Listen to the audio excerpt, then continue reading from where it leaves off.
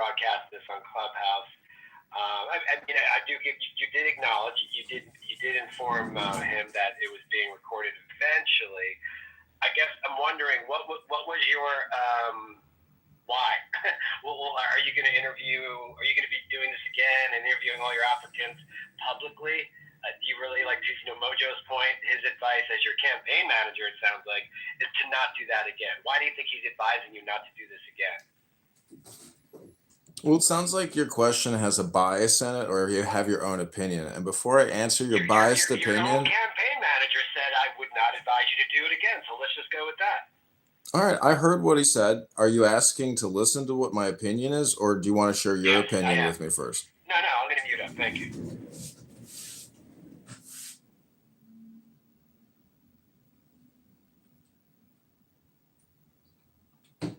I don't know if you're talking, John, but you're muted. Listen, I am trying to be transparent because I think after yesterday's stolen valor, libel, slander, and extreme donk down on John Kitover the roast, I'm a pretty resilient and flexible person. But I just want to say that, politics is not what you think it is. It's pretty insane, nasty, clicky, despicable, and just it's like an OCD, experiment in anger management. What I'm trying to show is what Mojo just stated, is that real people, and I've worked with these people that worked on my committee person campaign here in Chicago in the 45th Ward, and I worked with real people. I worked with people so real that as I received the clipboard with the signatures back, guess what was crawling on the clipboard? A bed bug. So we're talking about people that are sleeping in churches, gathering signatures at train stops here in Chicago. So Moose, if you're ready to kick in $10 to this campaign instead of complaining, and I'll tell us to any other complainers in the room, I'll address your complaints and we can put it in the Clubhouse complaint box for you, so you can retrieve them later. But I've worked with real street people that gather real signatures, and you just talked to some hardworking people and they agreed to be recorded and put in a conference call. And guess what? Moose, they're going to come to this room and you can ask them your questions directly. Moose, how do you feel about that? It's interesting that you pose my question as a complaint, which in itself is then you calling the kettle black. I'll call the kettle black because you're implying I was being biased. But you're receiving my questions as complaints. They were pure questions out of curiosity, which, by the way, you didn't answer.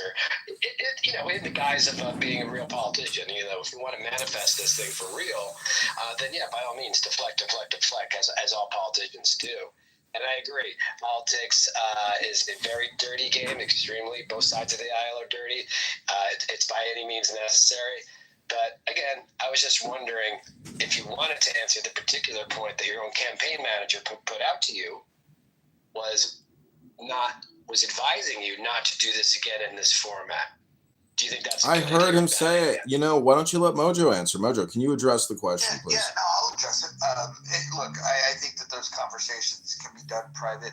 I think that the exercise of exposing a little bit of transparency of showing people that, look, we're having real conversations with people that want to go out and do this type of work. They have experience in doing this kind of work. Maybe it'll help people to understand that there are people that apply for these types of jobs and they want to do this kind of work. I just don't think that the vetting process requires a listening audience moving forward. But I do think it was a good exercise in transparency, and hopefully it'll motivate people to to think about the people that were on the other end of that call and think about the work that they're going to have to do. They're going to have to put some miles on their feet, and it's not easy work. When Marshall gets in here, ask him what it's like to go knock doors. He'll let you know. It's not. Oh, there you go, Marshall. It's not easy. It's easy work, is it? No, it's not. And if you don't have the right attitude, it can be highly discouraging. For that job, attitude is everything, as in most jobs anyway. Yeah, I think for me, I wouldn't need to hear another one of those, but be able to be a fly on the wall and hear what that was all about. And I also like the fact that, when they realize, like, oh, okay, like I'll talk to the people that are listening. They're even willing to jump on this app and continue the conversation. I think these folks are great. I think anybody that's involved in politics should say, okay, this is cool. Maybe I'll have a campaign down the road that I need to tap into a resource like this. And so I'm happy that they're going to be jumping on the app. I think it's a good thing. I would also ask people to be respectful if they do, and not badger them when they get here. They have an opportunity to try to make change and get paid for doing it. It's not like he didn't offer them no pay. He offered them pay. It was very clear about what the terms would be. So if it comes to an agreement and they join the team, I think that'll be a good thing. In fact, that conversation motivates me more to provide whatever backing I'm capable of providing for this campaign. So I'm excited about it. But it sounds like for the most part, I look at the poll. 10 people, 10 out of 10 said that John should hire these two for the campaign. In fact, we heard nobody has voted that he shouldn't hire them. So I think the people that were listening to that were enthusiastic and could feel the sincerity and the experience and felt good about it. Okay, we've got one person that thinks that the people should kick rocks. Does anybody want to explain why they think that those two hardworking individuals, those applicants, should kick rocks? Yes, because they would be better off actually working for something in their field instead of the fucking state bullshit campaign and bullshit rhetoric and the clubhouse fucking antics that are going on in this room by Edmund of all fucking people. Well, first of all, my name is John Kitover. I'm running for Congress in the 16th district. And you know what, Brad? You can kick rocks. And you can go bake a shepherd's pie tonight and you can cry yourself to sleep. But this campaign is marching on with or without your shepherd pie. And your haggis. Hey, John, I was wondering if you already had these ideas of, really getting your direction on your campaign out there to, I guess, the younger crowd, maybe going to, the college campuses around your area, trying to get these younger people involved. I think a lot of them, if they really like, where your campaign is going, they might actually volunteer and actually help out to get signatures on the campus there. You said there's plenty of train stops that they can go. I don't think necessarily door knocking is the only way to go, but I think there's other ways to go. Definitely, trying to get yourself embedded into some of these college campuses, with the younger generation, I think would be a great idea as well. Do you know why they door knock versus public gatherings? Oh, I know. Oh, I wasn't asking you much. I was asking Harry, but okay. Yeah, because they see who's registered as a Republican or a Democrat, and they specifically go to these houses where they are registered as whatever vote or whatever party they're registered underneath. Well, also because you can track your work, right? Like petition signing is one thing, which I guess is what John's doing. So you can have people there, but if you're trying to show to possible donors that you're going to have broad support for a potential base, you will want to both do the train stops and hook into door knocking at the same time. I promise you, people, you can't reinvent the wheel. You can add some spokes, you can strengthen it, but campaigns have been done with door knocking for a very long time for a very particular reason. And that reason is it is the most efficient voter contact method for the money. Always. So mix it up, but make sure you actually hit the doors. Hey Marshall, can I ask you a question? Do you think the display that was just John, the fact that you just took people who want to work in this, who are looking for a job, who responded to what they believe was an actual job, do you think that this by Edmund of all fucking people, the troglodyte of the clubhouse for 5 years, do you think that this is actually something people should be donating to? Do you think this display was genuine? Do you think this was even fun? I have not donated any money and intend not to donate any money. I'll let that do the walking. What about Marshall to the point of, I'm guessing you've probably worked with interns, college people campaigning. free or otherwise paying them. Well, just the framework of holding an interview on a public app, telling the applicants, several minutes into it, and by the way, putting them on the spot. So if they say, no, please stop recording, they may feel they may not get the job. They're feeling awkward. It's not ideal. Do you think that is conducive to finding the best applicants and building trust with said people that as you're building your team? No, I wouldn't have done it. I would not have done that. I get why John did, but I wouldn't have done it. I think the record will reflect that in hindsight, this is a learning lesson. But I think that if they get the job and they get paid and people in this room are paying them, that was your introduction to the people you are paying. And I want to be fully transparent about this campaign. And you just heard the two first people who responded to our Craigslist ads. So all the complaints, all the words, which are like photons and disappear the next day, these are two people who are now in the record, and if they get the money and they get the signatures, well, they earned it. And you're all witness to that. So you complainers who like to complain, you witnessed capitalism and politics and social behavior real time, live in this Clownhouse Act, in this app right now. So click the link above. Oh, we took the donation and we got the survey. So William, Moose, Marshall, Hakima, you witnessed it, Hakima. And everybody who has donated in this room to the campaign, who will be funding, their $15 an hour or $2 a signature, whatever kind of, terms we agree, it's going to be fully transparent. I won't publish any documents with anybody's information.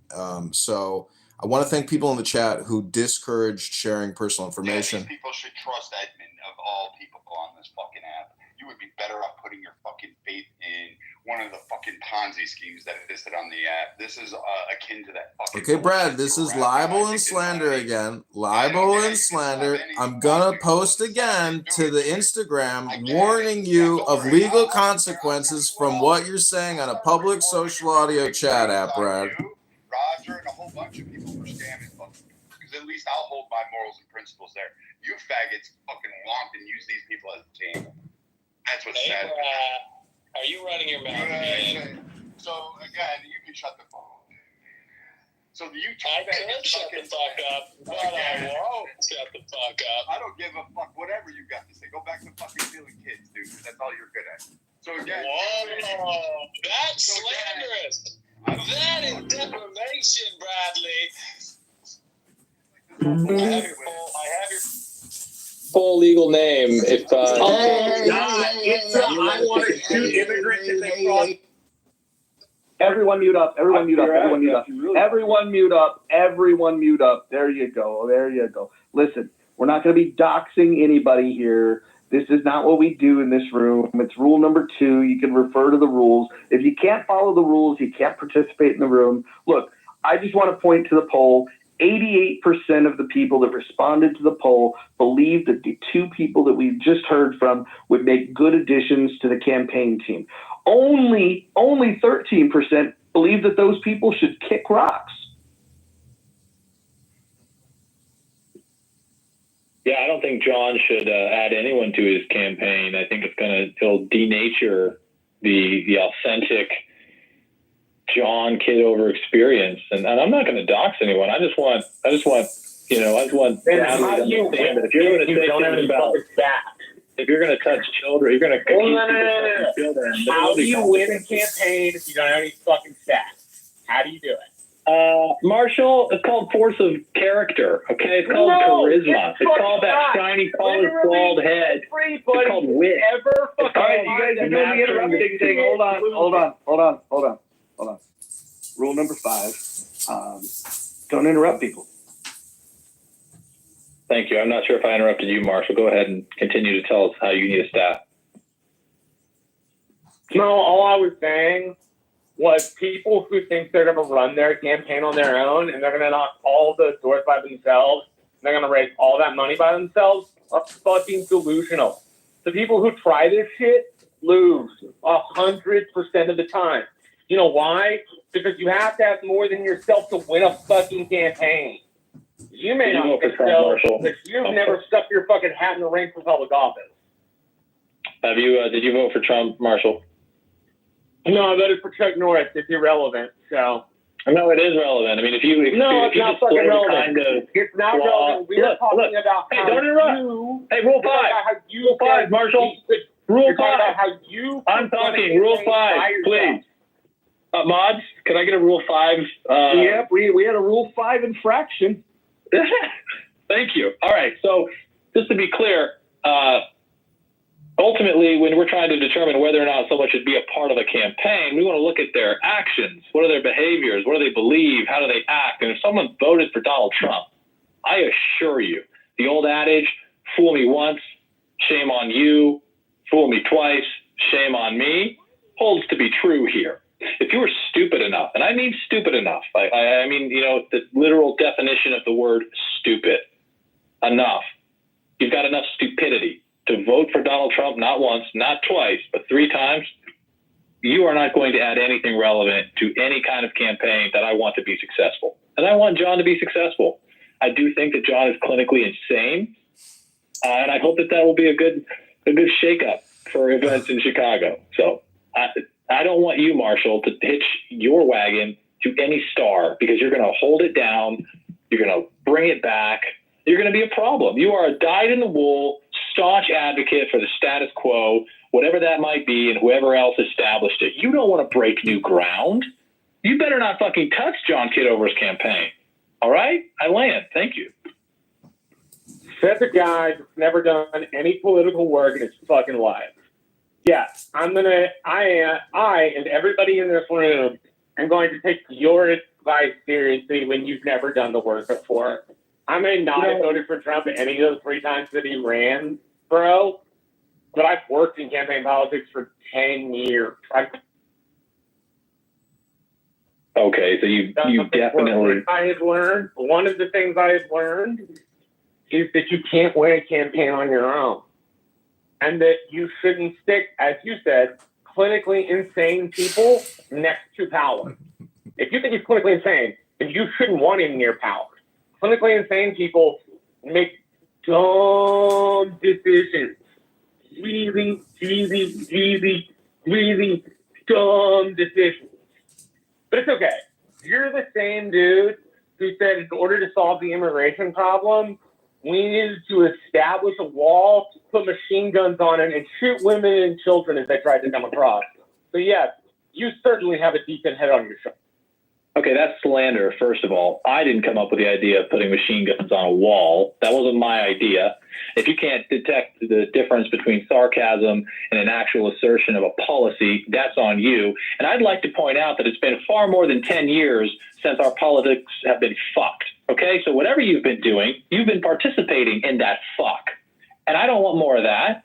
I think somebody who's clinically insane could provide a pleasant change of pace in the Chicago area. I think really the way to find out what John Kitover is made out of is to give him as much power as possible. And maybe it turns into a circus, but sometimes it's fun to go to the circus. What I don't want to do is go to fucking Chicago as it is now. And so unlike you, jackasses who all voted for fucking Trump, believing it would be anything other than a return to the status quo, he's a fucking liberal Democrat who is not going to deport any of the 30 million fucking illegal immigrants who he is going to offer amnesty because they work in the fields and hospitality and we have to protect them. And I love immigrants. And all of this was obvious before you elected him.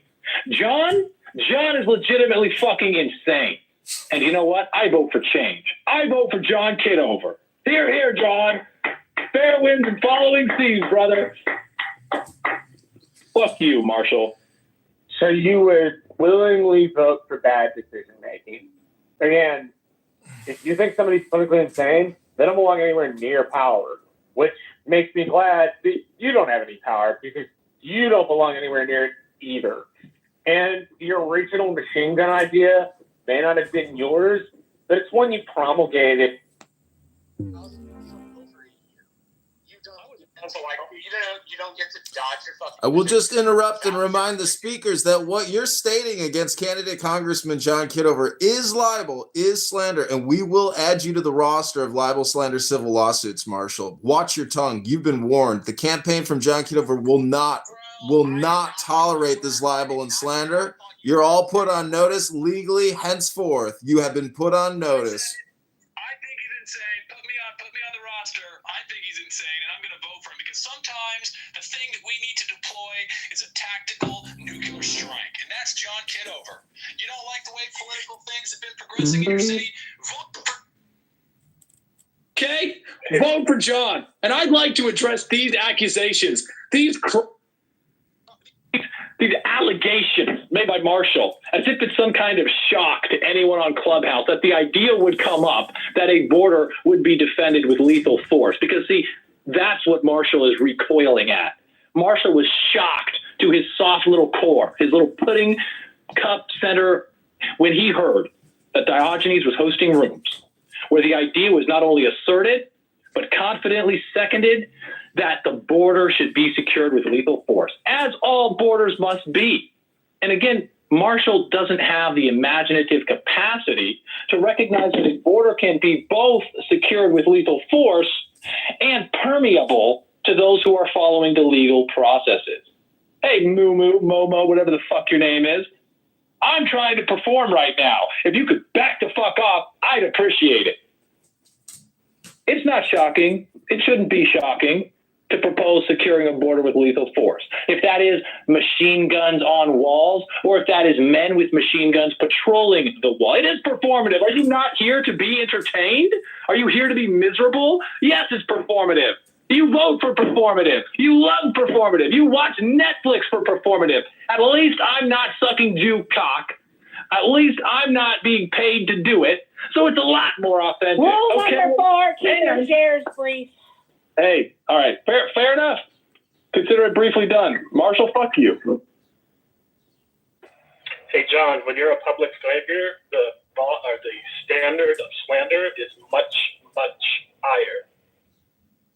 I have an ongoing civil action against someone for defamation by slander. John, if you'd like any advice, I don't know if you're planning on taking people to the magistrates or if you're trying to go to a higher court. At least in Georgia, there's several cases where defamation is per se. You don't even need to prove damages to collect. So, let me know if I can help you. I'd love to take Marshall down. Stupid fucking cocksucker. Why, Marshall? I've been in politics for 10 years, and I can tell you how it works. Yeah, it doesn't work. Okay? Well, I never said I thought he was crazy. I was repeating what you said. You said you thought he was crazy. Big fucking difference, at least. And I'm not some soft little person that thinks defending the border is a bad thing. The thing I drew a line at was your Oh my God, go on.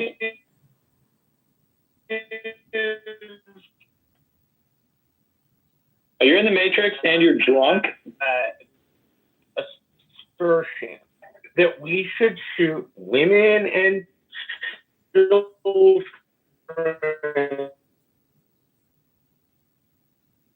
All right, he's in the Matrix. So in case anyone's wondering what Marshall's going on about, Diogenes was the head of the Deportation Depot, a short-lived program. You're in the Matrix, Marshall. Don't torture us. Yeah, Marshall, you're in the Matrix. So Marshall, you're in the Matrix.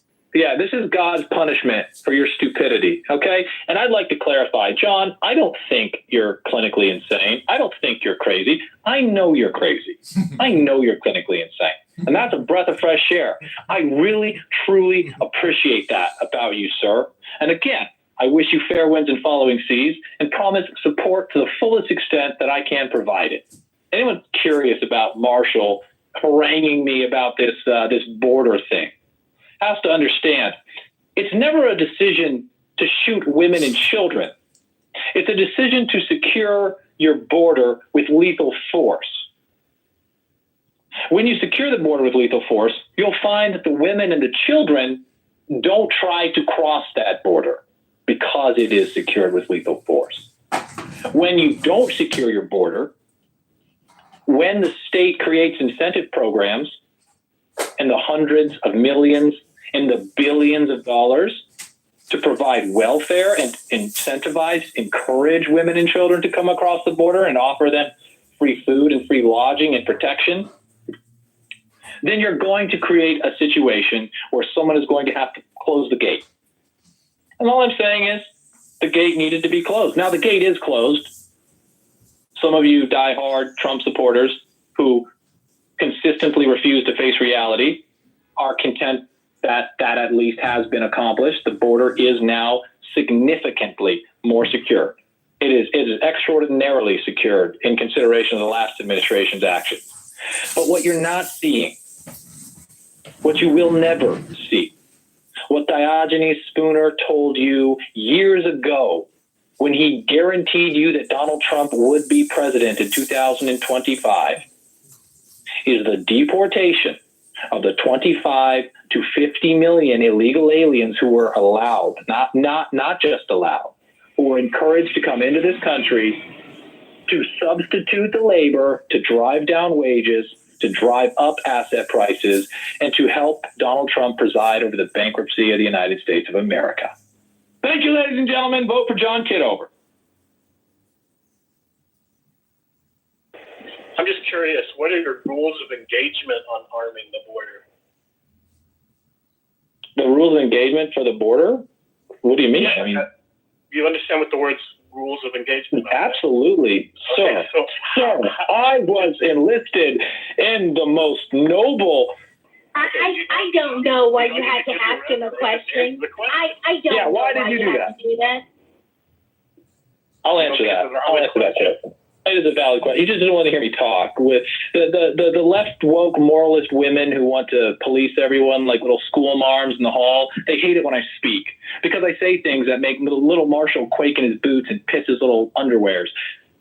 The rules of engagement are: you are 100 feet away from the demilitarized zone. You'd better fucking stop. You see the sign? It's in Espanol. And you know what? We'll put the sign in Chinese, Mandarin. We'll put it in Arabic. We'll put it in all the languages, in fact. You get near that wall, things are going to start going boom. And just like the rules of engagement that I had in Afghanistan, you're going to get an escalation. And the closer you get to the wall without responding, the closer you get to bad, bang, bang. Okay? And see, I don't know why you have to yell at us. Hey, no interrupting. We have a, hey, this is Diogenes Spooner paging the pod. We've got a Rule 5 infraction. All right, so I'm going to mute you so you can hear me. Nobody's yelling at you. You don't have to yell back. You can complete your statement, sir, without screaming at us. Please. And do it in a succinct fashion. You don't have to ramble on forever. Just make your point. You know what the point is. The point is you need to vote for John Kitover. Everything else is just gravy on mashed potatoes, delicious mashed potatoes. Okay, William? Thanks for the question. Next question. Thanks, William. Thank you for the question. Somebody gets near the wall and you shoot them. The rules of engagement are that a nation is a sovereign and sacred thing. The most important law in a nation is that which delineates its border. There could not be. You don't have to ramble. It was a pretty straight question. Just answer it. And it's a pretty straightforward answer. If you can't listen to it, don't ask the question. Okay? The answer is absolutely. Lethal force must be deployed to secure the border of the United States and any nation. And where that integrity is at risk, lethal force must be swiftly and efficiently dispatched to address the threat. See, I told. Okay, so Marshall was not slandered by Marshall. You just reiterated it for all of us to hear. Thank you for confirming that. No, you're missing the point. If you were confused, I will happily say that. I don't have a problem with building a wall and putting machine guns on the wall. I'm talking. I've got another Rule 5 infraction here. You can wait till I stop. I've given several pauses. Can we have one mic, please? Can we have one mic? Thank you, Nye. Thank you. So I don't want anyone to be surprised. I don't have a problem saying we should build a physical barrier on the border of our country, and we should put some kind of defensive system with lethal capabilities that would in fact kill men, women, and children, or any other goddamn living thing that threatens that border. Yes, that's right. What I'm telling you is that Marshall... Oh my God! Zing! Oh, you got me, Marshall! Oh my God, you got me! Oh Jesus! I just fell right into your trap! Oh my! Imagine the pair. It wasn't a fucking trap, bro. That's the point, Marshall. That's the point. You think you're revealing anything to anyone? I lobbed the accusation that you wanted to shoot people. You then skirted around that and pretended like that was not what you wanted until you were asked a series of questions in which the end was, yes, I will shoot men, women, and children. Because wrong. Wrong. I do not want to shoot men, women, and children. I have no intention of getting on that wall, and I have no intention of any men, women, or children dying, as I clearly elucidated for you. I would absolutely put good signage, very, very big words, very easy to read words in several different languages that made it clear. Lethal force will be used. And I think, repetition teaches the donkey. And if you paid any attention to any of the brilliant rooms I did with many brilliant people, you would have heard, and you should know, you probably don't because you don't have children, and no woman would put up with your stupid ass. Wait, hold on. I have to ask John, I don't mean to interrupt, but I need to know something really quick because somebody wants to come up. John, is the gentleman you spoke to earlier Edward Matthews? Is John there? Probably. He's getting a good dose of what Clubhouse is all about. Well, maybe he can answer that in the back channel, unless help. Well, the gentleman is trying to come up, is what I'm saying. If this is gentleman that he interviewed on the phone, he's in the room listening to this madness. I clicked on his profile and it says invited by John. So I'm just, just doing a little, let's calm down a little bit if this is the gentleman that John spoke to, because he's in the room right now. If that's him, and if that's not you, sir, I don't mean to call you out. I'm sorry. But I know John, the gentleman that John spoke to over the phone, I know he invited him to the club. I know he sent him a link. And now we have a gentleman raising his hand wanting to come up. I clicked on his profile, said invited by John. So I'm just trying to figure out if that's the guy. He also has a party hat. Well, we're all hurling insults and yelling, and he's coming into the space, right? So it might not be a good look. I don't know. I hardly think we're throwing insults and yelling. I was doing a bit of raised voice, but let's be clear. This wasn't insulting. I think there's something for us to learn from Marshall's position and his estimation of mine on the border. See, the idea isn't that you want to kill women and children because you are willing to secure your border with lethal force. And anyone who spent any time around women and children would tell you that they learn very quickly when you say don't do that thing, and there are lethal consequences for that thing. See, one of the things missing from modern society is corporal punishment, right? Somebody litters in Singapore, they get beat. And they learn, if I litter, I'll get caught and I'll get beat. I shouldn't do that. It's incredible to me that Marshall thinks he can equate being willing to use lethal force with a desire to use lethal force. And that's the kind of stupidity that gets us trapped in this constant political cycle of bullshitter and bigger bullshitter. Evil, lesser evil. And so Marshall shouldn't be anywhere near a voting booth. Anyone that would let him near a voting booth is doing a disservice to their country. But it is what it is. And I don't want to be long-winded. I already have been. I love the rules, guys. And I hope I'll be able to stop in more often. Hey, Brad. Is he gone? Is Brad gone? Tell Brad to go fuck himself. Tell Marshall to go fuck themselves. Vote for John Kitover, and I'll see you guys next time. Can I do a poll asking who is the most thwarted theater kid on Clubhouse and have Diogenes, a guy who I'm not going to name, and a couple other contestants in the poll? Can I do that poll? Because you guys are exhausted. No, but what he's saying makes sense. I mean, it's the same strategy we use in Iraq. When you're doing security, you're given an order to secure a perimeter. You have a controlled entry point. That's the only way people can ingress and egress to gain clearance to whatever access point that is. If they try to access that barrier, that perimeter, and any other means, it's a verbal warning, condition 1 your weapon, they're in your scope, and give another warning in condition 1, and after that, you take them down, man, 2 in the chest. It is what it is. That's like an active war zone. See, it only tends to happen once, right? And then the message is delivered. maybe before the kids and the women show up? Like, Well, that was his point. It would be a defensive measure, not an offensive measure. A defensive measure is completely different. Yeah, if I could just jump in real quick, I just wanted to say that I am more enthusiastic day by day about the campaign, about the mission to defeat Darren LaHood. And right now, this campaign, it kicked off just a couple days ago. We're starting to really kick into doing fundraisers. We really did one fundraiser, and now we're gonna start doing that again today.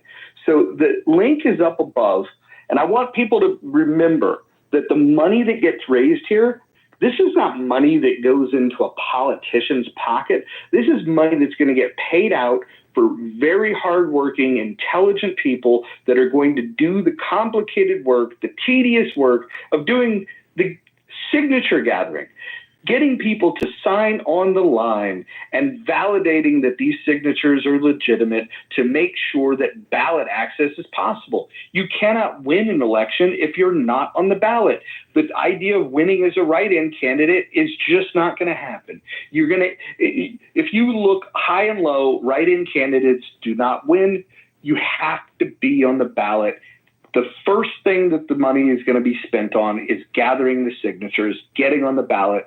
Once the ballot access is secured, which will happen the week between October 27th and November 3rd, then we can kick into new gears where we could say, okay, now that we're on the ballot, how are we going to organize? How are we going to mobilize? And how are we going to defeat this person that is robbed from the people? That is supported over taxation and borrowing in Darren LaHood. John Kitover for Congress is the one person that is going to be running, and that primary is in March. If he defeats Darren LaHood and gets in the general election, he will become congressman. So there's two things we have to do. A few things. We have to raise the money to pay the volunteers, to get the signatures, to get on the ballot. Once on the ballot, we have to drive the vote. If we win the primary, we win the general. Let me repeat. If we win the primary, we win the general. So in order for this to happen, we have to get on the ballot. I just wanted to welcome Edward to the stage. Hopefully you'll find this a hospitable place for you, and just welcome. Welcome.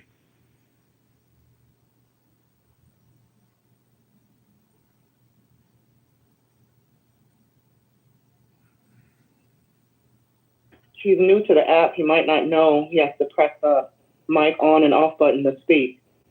Yeah, Edward, if you wanted to jump in, just the mute button's in the lower right. You just tap that button and it'll allow you to speak to us. And again, we're just really glad you're here. Hello? Yeah, we can hear you. Yeah, I just got forwarded all the comments, man. And, I'm trying to make sure this is not some spoof at my expense. Well, yeah, I don't blame you. I don't blame you for thinking that. But yeah, please go ahead, Mojo. Yeah, I was just going to say, look, there are people that have personal vendettas against the man running for Congress. I could probably guess who the individual is. Maybe there's a couple of individuals. By the way, some of his biggest critics are supporting the opposition. So there's that. Right. Okay. Well, I've been listening, and it's very energetic. I like that. It's straightforward, and I like the way he speaks. You know, he's not talking like some stick in the mud, so I can respect that personally. You know, but so yeah, I'm here, and I'm just trying to get a feel of what's going on here.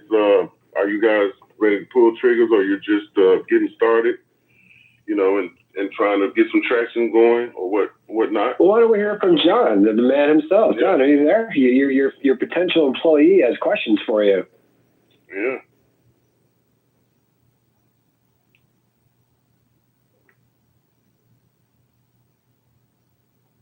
John, if you're there, you could unmute. That'd be great. While John's thinking about unmuting, Ed, what are what do you see as the 5 main issues facing Americans today?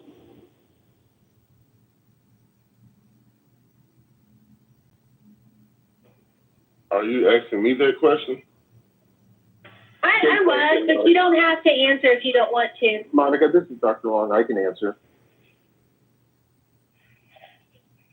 I mean, I don't mind answering. You said, what do I feel that the 5 main issues facing America? 5 main issues facing Americans today, most challenging issues.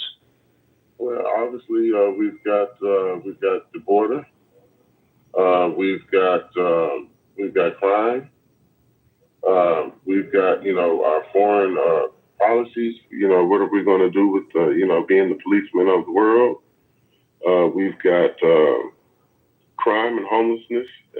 We've got to take care of the home front while we're going abroad saving the world. And I'm from Memphis, and it's one of the poorest cities in America. And we've got billion-dollar corporations moving in, and the workforce is for the little people is zero. And so I think that we need to have more home, based jobs, for the people that are from your city. You shouldn't have to be working penny ante jobs. And so that's the main thing. Me personally, what I would say. Thank you. Have you ever gone door to door before, Edward, like campaigning? Yes, I've done door to door before. Started from the bottom, like anyone else. My dad was a politician. My grandfather was a politician. So I started out young, campaigning for them, running for mayor, juvenile court clerk, things of that nature, comptrollers. So, I've worked on several campaigns as a door knocker and all the way on up.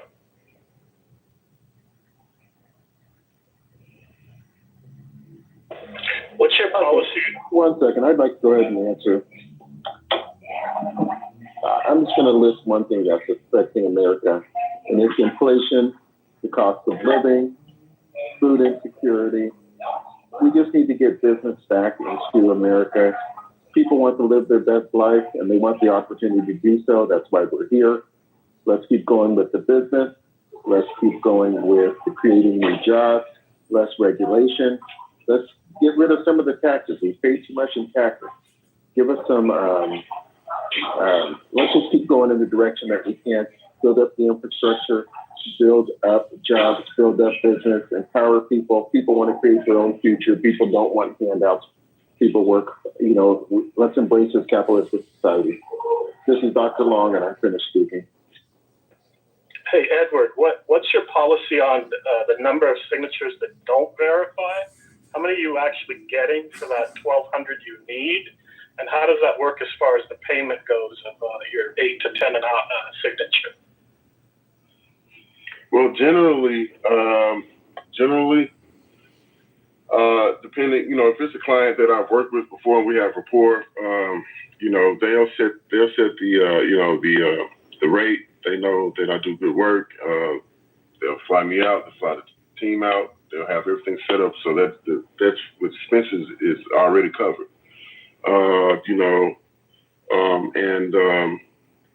The policy is, if you want 1,200, then you're shooting for 1,800 because, you have no control over what somebody writes on the paper. And, the state of Illinois, I believe, for the district races, you have to petition in the district. Not only does the person have to live in the district, but you have to petition in the district. So, some states allow where you can be outside of the district and, get signatures. And, there's just, you have people watching, blockers, opponents, whistleblow. So you have to be in the district to get the signature from somebody in the district. The person can live in the district and you be outside the district and get the signature, and it's a no-go, depending on who finds out about it. So you shoot for over the top, and then you verify them, with the address and the voter registration, the signature matches up, and you run them through the scanner, and they match up, and you get paid. Generally, with me having my crew, we get paid up front. We have the treasure chest there, at least half or 75% up front with the expenses. And then as petitions get validated, you start paying off the petitions. And at the end, once you do the final turn in, then there's the remaining balances covered.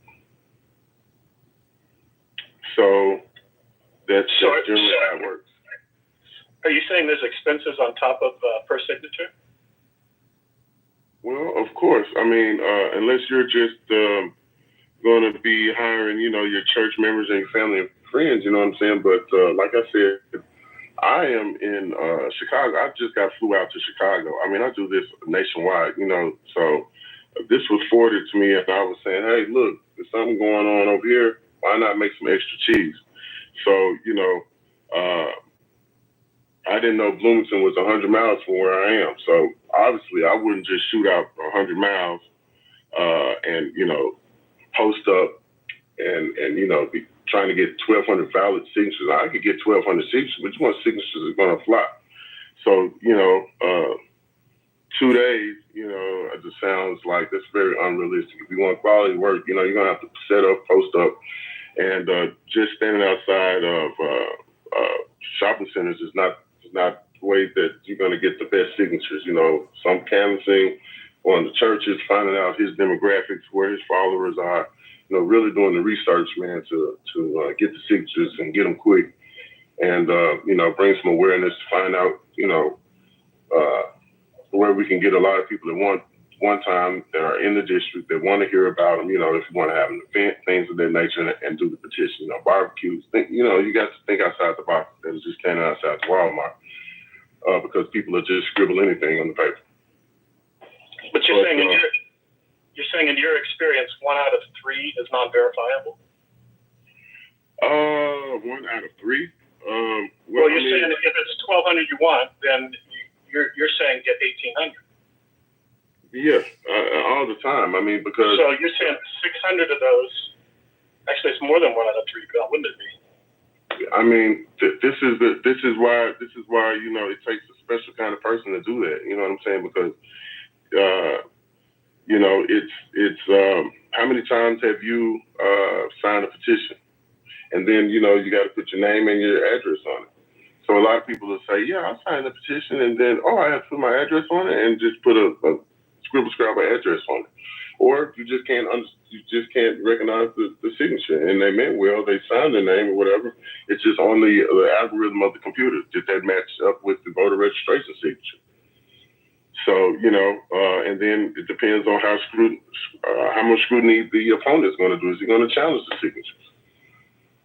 This person moved, or this and that is right on the borderline of the district. So you have to plan for all kind of contingencies and problems. So if you want quality work and you shoot for 12, well, I got my 12, and then 3 days later, hey, we need 300 more, we need 40 more. So you plan for overages, and that's how that goes. So you're gonna have to have a contingency plan. Now you pay for the valid signatures, but you're bringing in more than that. You know what I'm saying? But you're paying for all the signatures, not just the 1,200, right?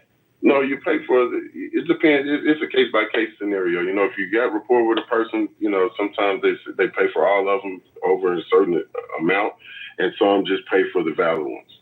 And so it just depends. You got a lot of shady coordinators out here that get people from all walks of life, and they get try to jip people out of their time and their work.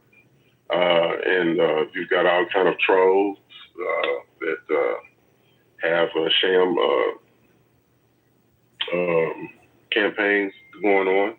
I'm sure you guys know about this. So as a petitioner and a campaign manager, and I have to protect the people that trust me to. If I tell them, hey, look, we're shooting over here, we're gonna go 300 miles over here, we're gonna go 500 miles over here.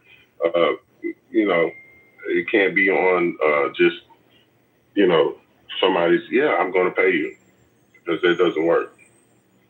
What is the, you don't mind me asking, Edward, sounds like you're pretty experienced. What is the average or normal pay, be it per hour? I mean, I know some folks use volunteers, college kids, and friends, but folks like yourself are looking to be paid for the work as well. You should be. What is the average? Well, you know, the average petitioner is not going to work for an hour, you know, because it's not worth his time, because you'll spend a whole day, you know, $15 an hour, $12 an hour. That's, yeah, go get you some, you know, high school kid, college kid, you know, but even a political science intern, you know, I brought my son up to work with me before he goes to college this freshman year. He's, you know, playing sports or whatnot in college, and told him to come on out. And, you know, but the average professional petitioner is not going to work for an hour. So I couldn't even answer that question. But it's a lucrative, you know, job if you're good at it and you're bringing in good signatures. I've worked petitions for some nonprofits and community organizations that pay $10 a signature for 4 different petition ballots and initiatives, and person can sign all 4 ballots, and you know, you can go turn in 1,000 signatures a week. You know, Houston, Dallas, major cities, you know, they have all kind of things going on. So you can make $10,000 in a week.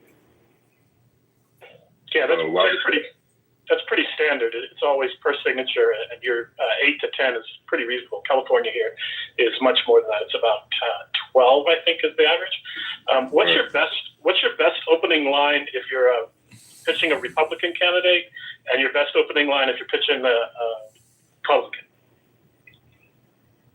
Well, opening line, you know, how are you getting my attention to get me to not walk into the Walmart? Right? What's your hook? Well, it's generally, you know, hi, right here petitioning for Mr. John Kitover. He's a Republican candidate for District 12, and he needs 1,200 signatures to get on the ballot. We're in your neighborhood, and we'd like to give him a chance to sign a petition. You know, it's not you don't go into a whole lot of details, you know, because he's just trying to get on the ballot. So they don't even, and it's not even a Republican, Democrats are signing. You know what I'm saying? Because he's just trying to get a chance to speak. You know, somebody might follow him, somebody might, you know, it's on him. He can talk himself into a nomination, or he can talk himself out of it. We just want to give him a chance to get on the ballot. So, you know, the main thing is making sure they live in the district and they're registered to vote.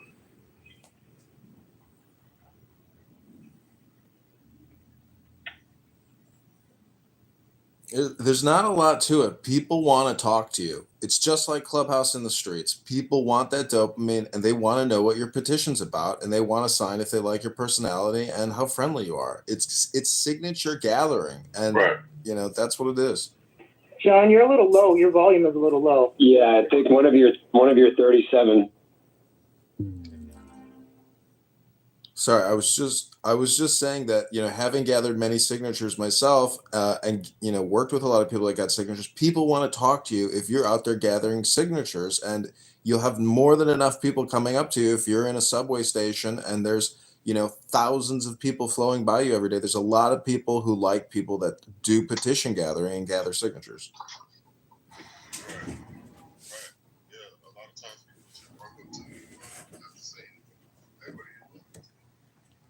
And so that's the main thing, you know, some signatures be outside of the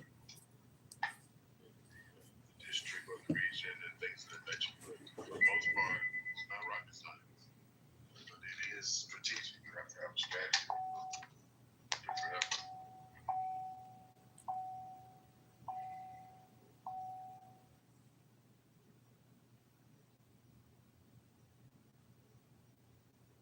Yeah, maybe it's just California. We're a little apathetic here, but I've heard some outrageous hooks, and I've heard some reasonable hooks that got my attention. But most of the guys here, they have a hook. They kind of profile you when you walk up, and they figure which side of the aisle they think you're on, and they give you this question that kind of leads you to either want to respond in one of two ways. Either you're all in or you're a little agitated by it. So I was curious what hooks you use.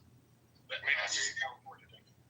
Well, I mean, sometimes it just depends on the candidate. If he was an ex-police officer or a firefighter, and you're looking at another guy, he's walking up and he looks like he's, you can do that, but sometimes that'll backfire because the person that you think's, because he's got a cowboy hat on and a big buckle is a Republican and he's a staunch Democrat, and you just lost a signature. So, it's a give and take. Hey, he's back blue and, he's anarchist. So, you never know. So, but you can try that. But the main thing is, you don't want to put yourself in that box because you can lose a signature like that. But I know a lot of people that, hey, you back to blue? This guy's an ex-police officer, and it just depends. So reading people's, what you think their personality is, that works, profiling sometimes. But I try to stay away from that as much as possible. And, put the clipboard in the face and give me a signature. That's the main thing. Do what it takes to get the signature and get out of there. And, without trying to just keep it simple. You're from California, so you know the movie slang, keep it simple, stupid, So, you don't want to offend anybody, and then that goes back to the client. You know what I'm saying? Hey, you got these guys out here petitioning, and they're this and they're that. So, the main thing is just you want to be friendly, smile, and if they say no, it's their prerogative. Yeah, I had a guy do that to me, and he had an incredible turn. Then I watched him, and he had a turn for the other direction as well. So once he lost it, he was able to recoup it back in by his next line. He was a master at what he's doing. And I struck up a conversation with the guy. He's pulling down 700 to 800 a day because he's, like you were saying, he was doing, I think, 3 petitions at a time. And he was doing like 6-hour days, pulling 6 to 7. Mm-hmm. Hey, Edward, this is John Kitover, who's running for Congress in the 16th district. It's not 12, it's 16. And this is my anonymous account here on Clubhouse. I just want to let you know that my campaign HQ is live streaming this campaign 24 hours a day onto YouTube and X and Instagram. So everything I do is recorded and fully transparent, and we have an EIN number, we have a checking account, an FEC filing, we have a campaign financial disclosure. Everything is set up from my end, and we meet basically to create a to-do list and a next step. So part of this campaign is a decentralized hive mind, and Mojo here is the organizer of Super Positive Vibrations. And Mojo can help us get the PDF for petitions and signatures. So the next steps and the to-dos, I'd love to discuss them in this room. Mm-hmm. Well, the next steps to do is to obviously get your money right, get your plan of action together, your steps to do. Are you gonna, hit the community with some events?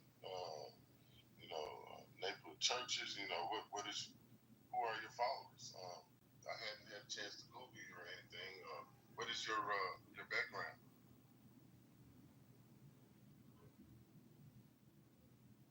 Sorry, what did you say, Edward?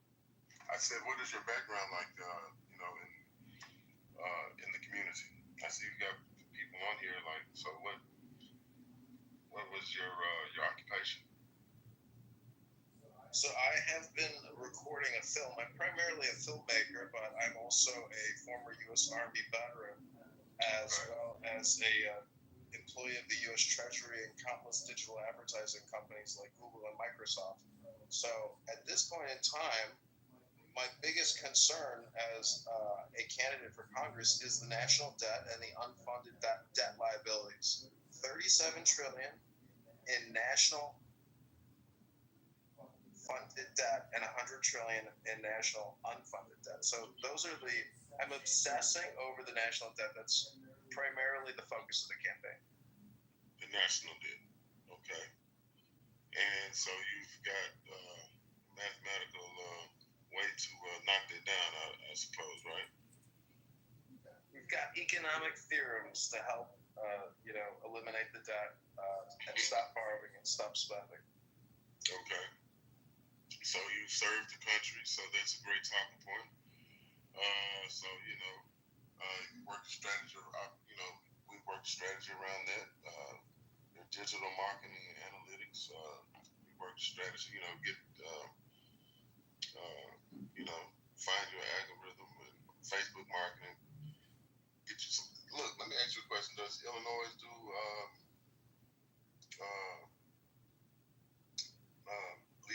lead generation? I'd have to look into that, where you could get people to sign the online ballot, and then the people that sign the online ballot meet up at a particular place and then sign the physical ballot because they've already signed it online. And that one's free. Yeah, 100%. The last campaign I ran, I did a petition.org for a homeless gentleman at the primary train station where we were gathering signatures. And, that type of marketing we need to do. But really the petition sheets, the PDF, and the signatures from who's in district in Rockford and Peoria is the primary goal. So the mantra with this position would be signatures, signatures, signatures, signatures. Yeah, well, you get the petition sheet, I believe, from the election commission, but it's just we the undersigned members and affiliated with the Republican Party and qualified primary electors of the Republican Party of the 16th of Illinois do hereby petition that the following named person shall be a candidate of the Republican Party for nomination to the office hereinafter specified to be voted for at the general primary election to be held on March. When is the election? 17th. Put your name there, and it's 15 lines per name in a box.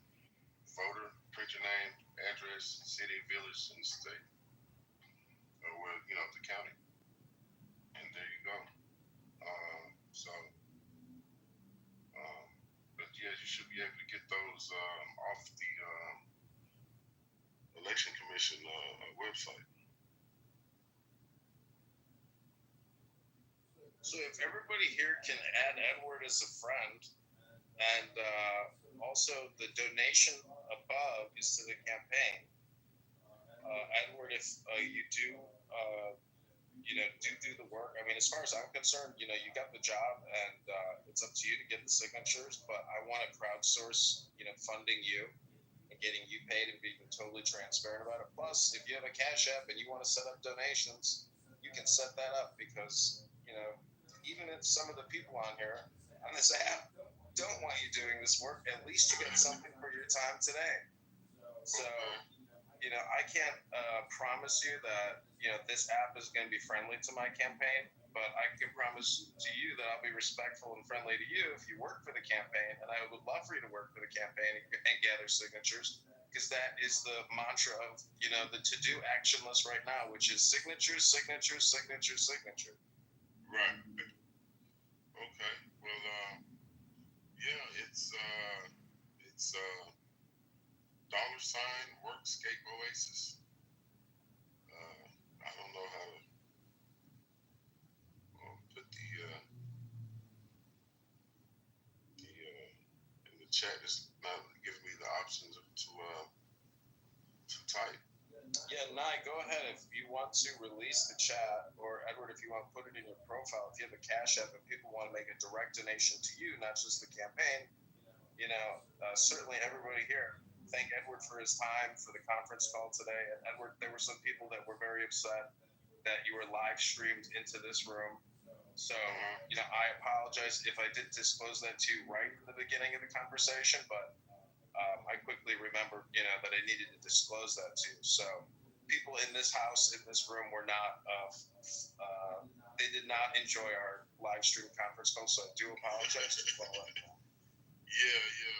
Elena had screenshotted me a whole bunch of pictures of what was going on, and I was like, hey, what's really? But it's okay, and no love lost, man. So definitely keep in touch with me and let me know how it works out. What's the next steps and how you want to proceed. Yeah, thanks for coming in, Edward, and don't get scared off by the diversity of opinion and intensity of emotions that you will find in Clubhouse. Oh, I love it. Most of us are reasonable people, and whether we disagree or not, we just have questions. You have a great day, and thanks for coming in. All right, thank you.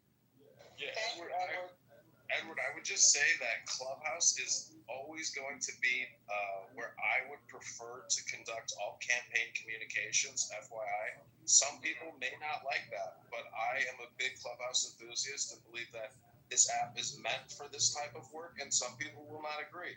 So, I would just encourage you to, utilize this app for all campaign communications. Okay. All right. Sounds good.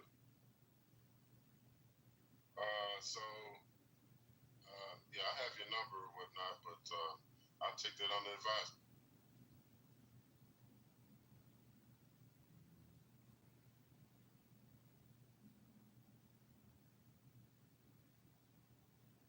All right, very good. Go ahead, John. I was going to say also, this room does have rules, and most of the campaign work is being done in the month. So if you look at the other John profile, the PTR, or you look at the house and you click to the description, you can read the rules in this house. And there's a lot of people who come into this room and break the rules. So just FYI, there are rules in this room. So, I would read it because you may encounter some people in this room that break the rules. Okay. All right. Sounds good. So yeah, give me a call and let me know what's going on. You guys, good luck to you, man. It sound like you got great traction, got something going on, and stand by your name, and I wish you the best. Okay, thanks. I will text or call you, and there's more communication. I'm sure that it's going to spin off of this communication. So I appreciate you being here, and I hope you have a great weekend. Thanks. I'll talk to you soon. All right.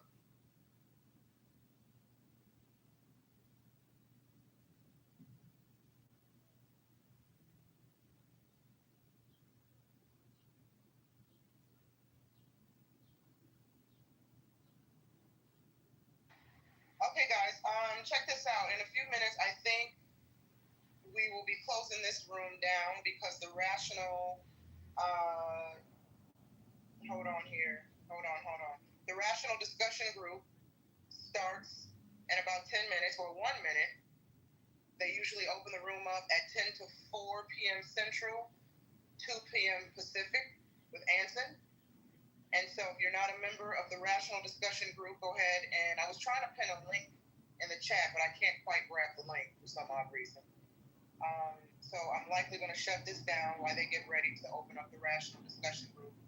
Wait, let me see. I'm not in the room yet. Maybe Mojo's come back. No, he hasn't come back. And so I don't know. I probably should ping. Let me see if he wants me to shut this room down. Hold on 1 second. Don't worry, I'm link challenged too. Yeah, I'm trying to grab it, and it's just giving me a hard time. I think my phone just keeps freezing up. So hold on. Let me see. That down rebellious thumb, right?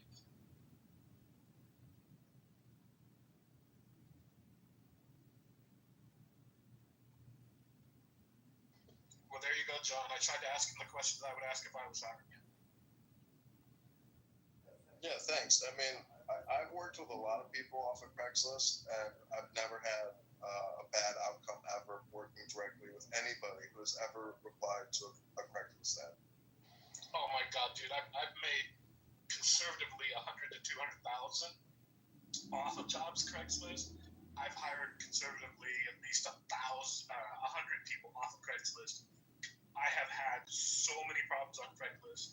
Hired a lot of people I would hire again and did have no problems with, but Craigslist is the bottom of the barrel at the same time. It's like it is hit or miss. So at least you're in California. Maybe it's different where you're at, but you were going to get the worst worst of the worst from Craigslist, or you're going to get mediocre, or you're going to get some good people. But the good people always are like, well, I was only on Craigslist today. I don't know why I was even on here, right? Like they all tell the story of why like they're that day. Well, that's why I feel like Clubhouse is a good way to manage a lot of the relationships, that are generated from applicants on Craigslist, because holding people accountable, to speech and behavior and conducting conference calls in this way demand people's attention more. And, I've had all kinds of experiences with people, and, a lot of this campaign is being run digitally and, from the home office. So I'm just happy that he was able to download the app, come on here, have a conversation, and get a sense of what, hopefully he's a part of, because I think, a lot of these people should sell themselves. And if they can't come on here and sell themselves, it's going to be a bigger challenge, than is possible. So I think this app is a great place for accountability and transparency. John, you said you're familiar with Toastmasters. I think you said that, right? Like, have you actually taken the course in public speaking? I have, Mr. Moose. Okay, I'm just curious because, and I only point this out because I had a professor many years ago in a speech communication class pointed out to me where we did an exercise where you pretend you're interviewing someone. The amount of times that the average person says, which is what you did about, I counted 11 times in 30 seconds, is really, the average person isn't aware of how many times we say, so just feedback for you. You may want to be mindful of that when speaking publicly. When I was at the counter one time, we had to have likes and Wait, I want to just say, Moose, when you know. And when you know, you know. And if you know, you know. Guys, one of these days you're going to be funny, John. I cannot wait for that day. Really looking forward to it. I put the link in the chat for at least the Rational Discussion Group house because I couldn't grab the link to the live room that's happening now. So if you haven't joined the house, check out the link in the chat. Go ahead and join the house and you'll see the live room that's happening now. I'm shutting this room down right now. Everybody have a great day. Great discussion, John. Thank you for everyone who stayed to listen to Edward and John. See you next time in the month. Also, listen, you find crime in places that are places that are like close to people with wealth. That's what you see. Wait, Nathan, and if you look at how any city is structured, you can just go ahead, bro. Have you accounted for over policing on those areas? Because if you over police or look for things, right, you're going to find more. Exactly. So is your statement accounted for over policing as well? He didn't put that in there.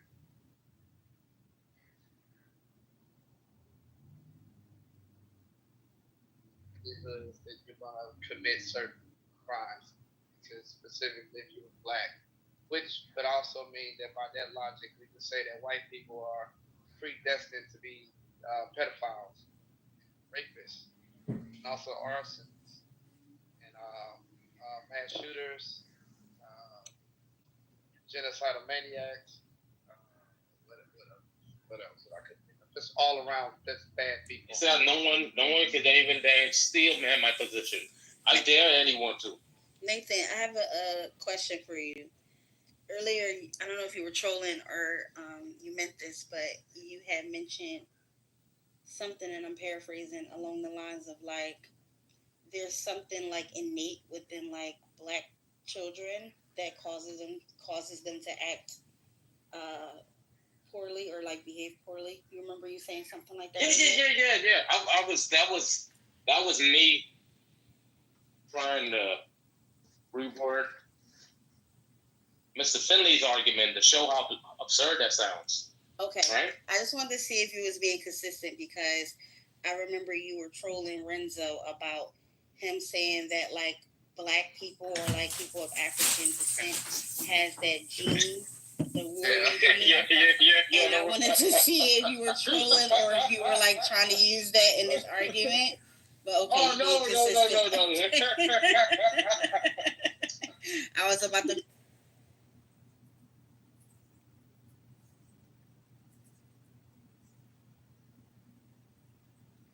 The cult is very quick.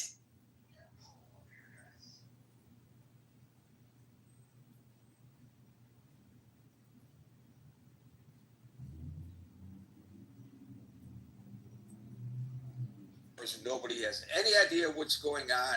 And yet the talking heads are talking and talking and talking about what's going on behind closed doors. Anyway, it is a momentous occasion, and of course they have to cover it, and they have to cover it wall to wall. Hello, Scott, you fake preacher, you. How are you? And this is, I am being accosted in the discussion group. This is, that's okay. I mean, any press is good press, and I've been assailed. People are complaining to me, messaging me, and saying that we thought that the policy was no personal attacks.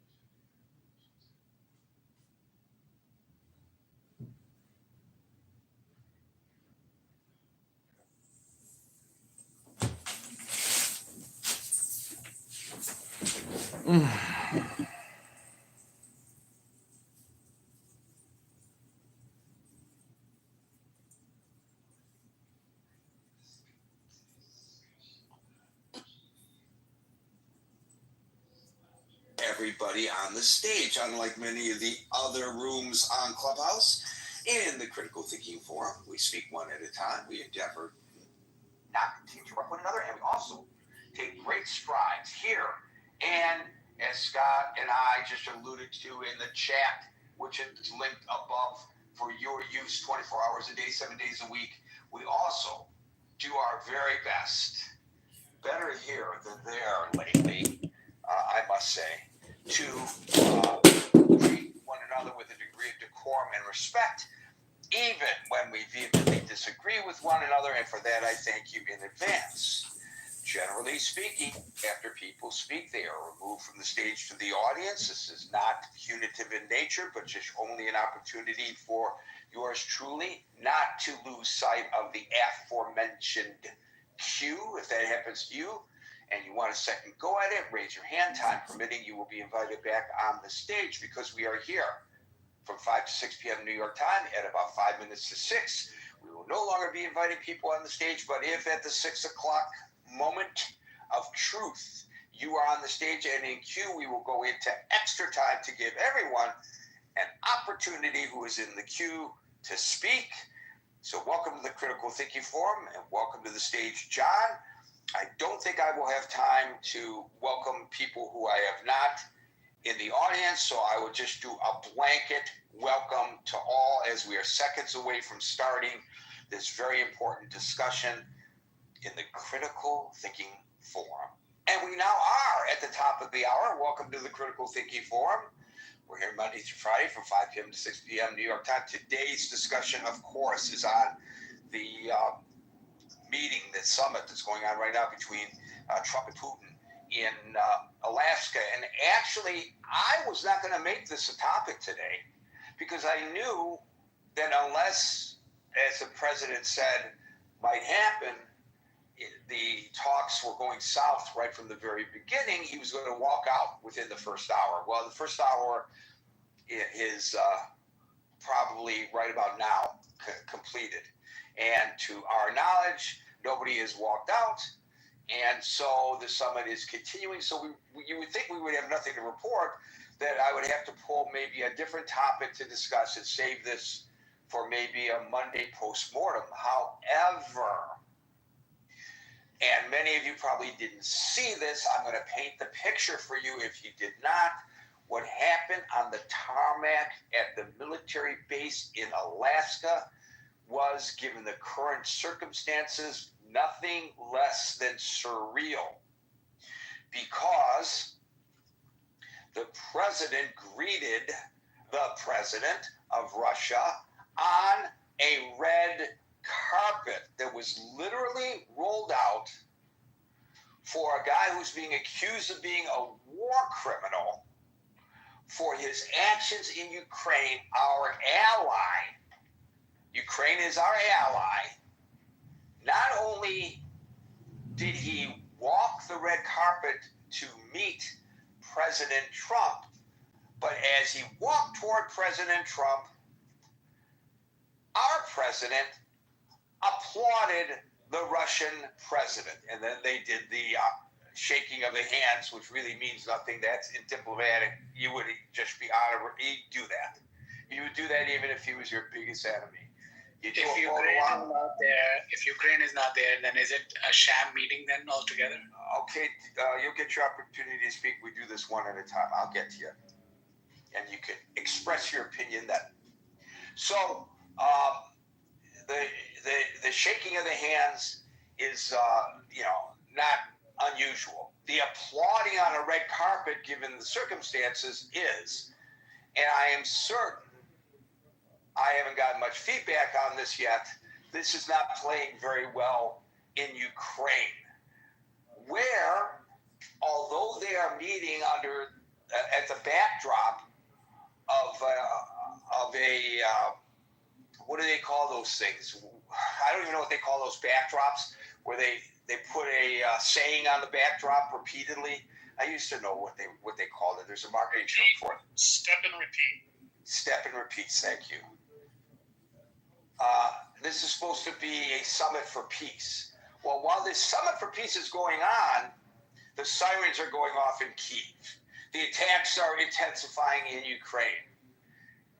It's almost like disrespectful to President Trump that President Putin would allow this to happen while the two of them are meeting to discuss peace.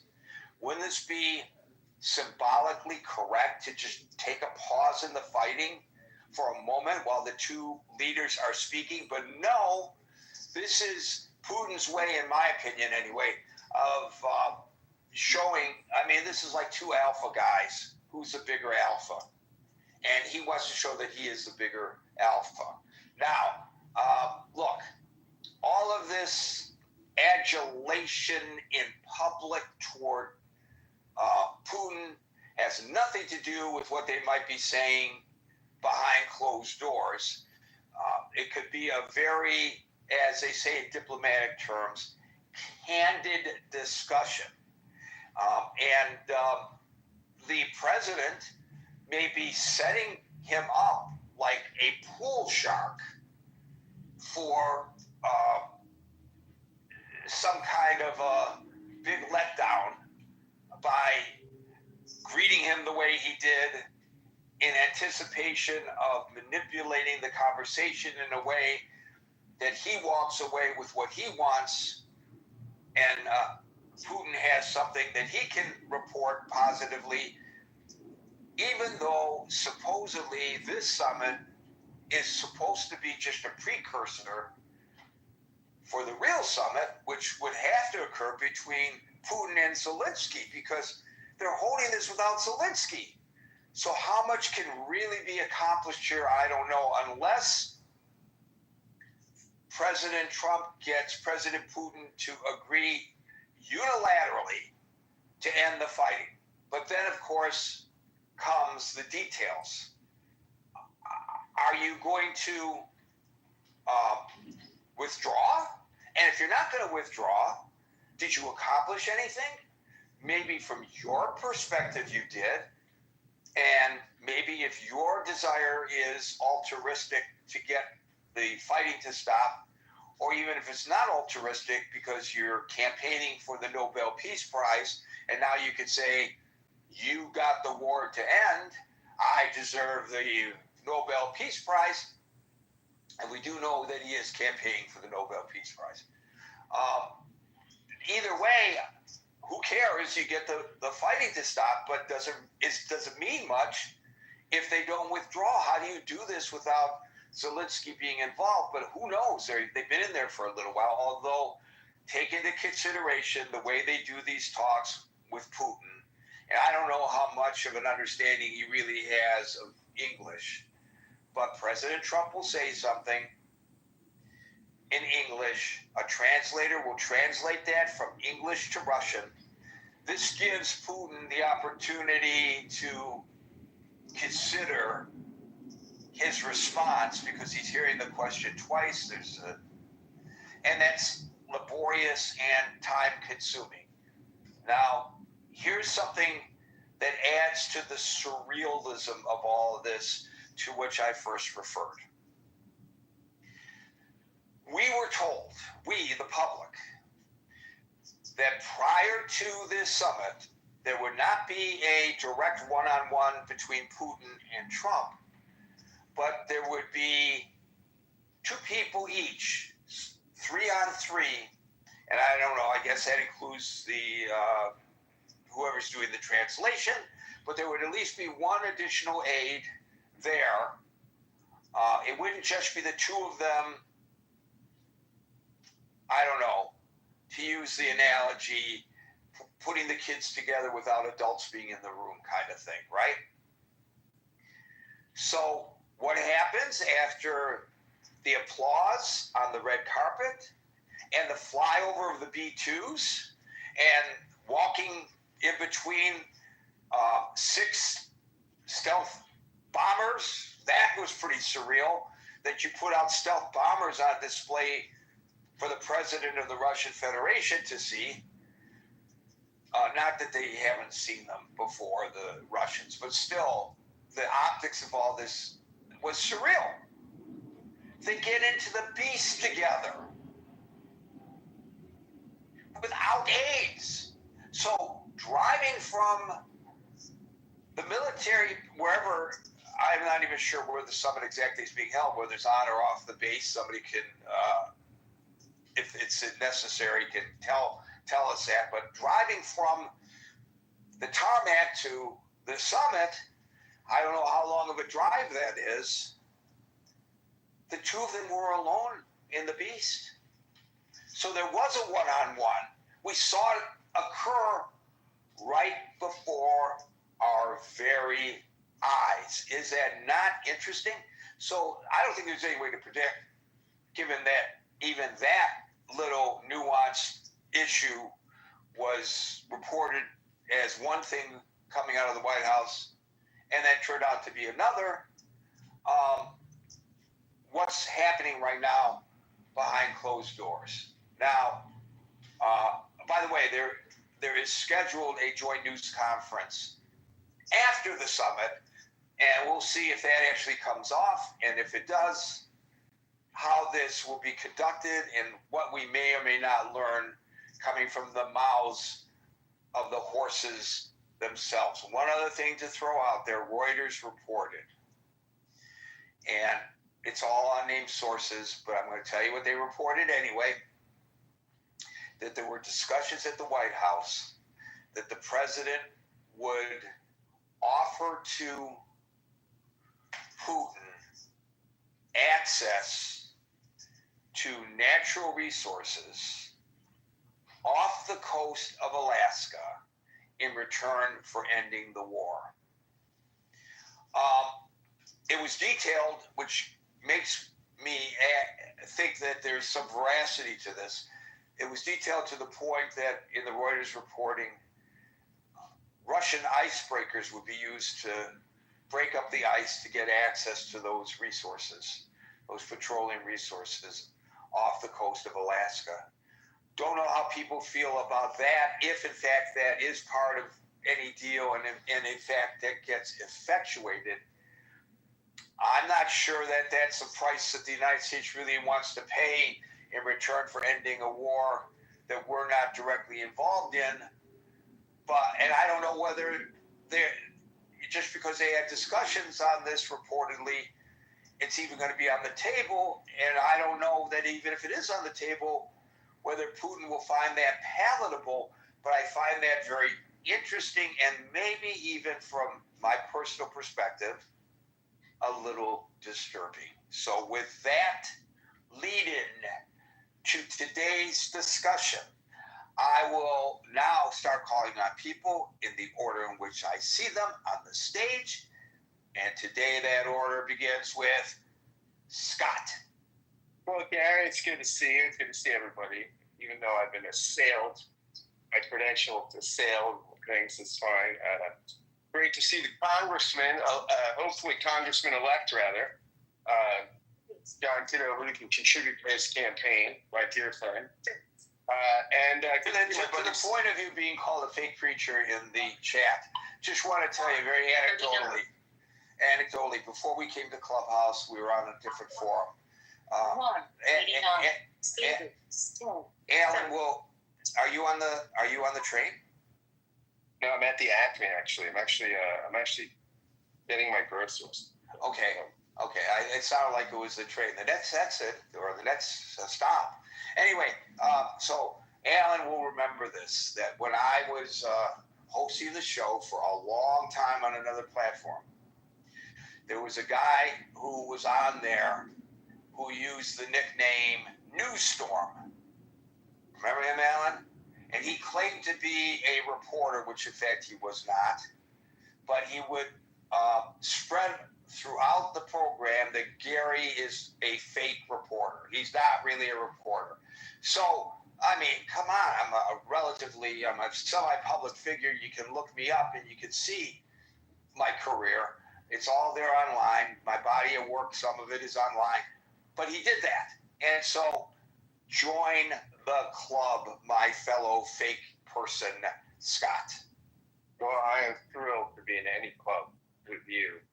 My main man, Gary. And again, good to see everybody, my friends. It's good to see my buddy Steve Lee. I did a little impromptu room the other day about anti-Semitism and is anti-Semitism Christianity's original sin. It was well attended, and my man Steve Lee was there. Yeah, it was fun. We had a good time. Yeah, I think it's very interesting the way somebody like Putin, when Putin is coming head to head against any president, when you're the lifelong dictator, you've got the advantage, or dictator of most of your, seasoned political career, because you're not in a democracy, right? I mean, you've been on the world stage, you've dealt with lots of presidents, you're experienced, right? Somebody like Xi goes up through a bureaucratic system to be groomed for this. Putin, by the function of the fact that he survived so long, knows the world stage, knows how to deal with leaders. I think if you're a seasoned, if you're somebody that's been prepped well for the presidency, you're still at a disadvantage, right? Because of just the experience of somebody like Putin. I think that's double the case with Trump, who really is not somebody that's got a huge background in international affairs or came into the presidency with extensive with a lot of the kind of background a normal Republican or Democratic candidate would come with. Now, there are disadvantages to that too. I mean, look, we wanted a disruptor. I mean, people wanted someone he was an outsider. And I think one of the reasons he's won twice, 2 times, he beat establishment candidates because people thought, hey, the experienced establishment's not gotten us what we want. So, I mean, there are advantages and disadvantages. But this is one thing where I think this is a disadvantage when he's head-to-head against somebody like Putin, or if he was head-to-head with somebody like Xi. I think this it's just interesting, the seeming being just so such a philo-Russite. I don't know what to think. I know you could be a philo-Semite, but I don't know what to be a philo,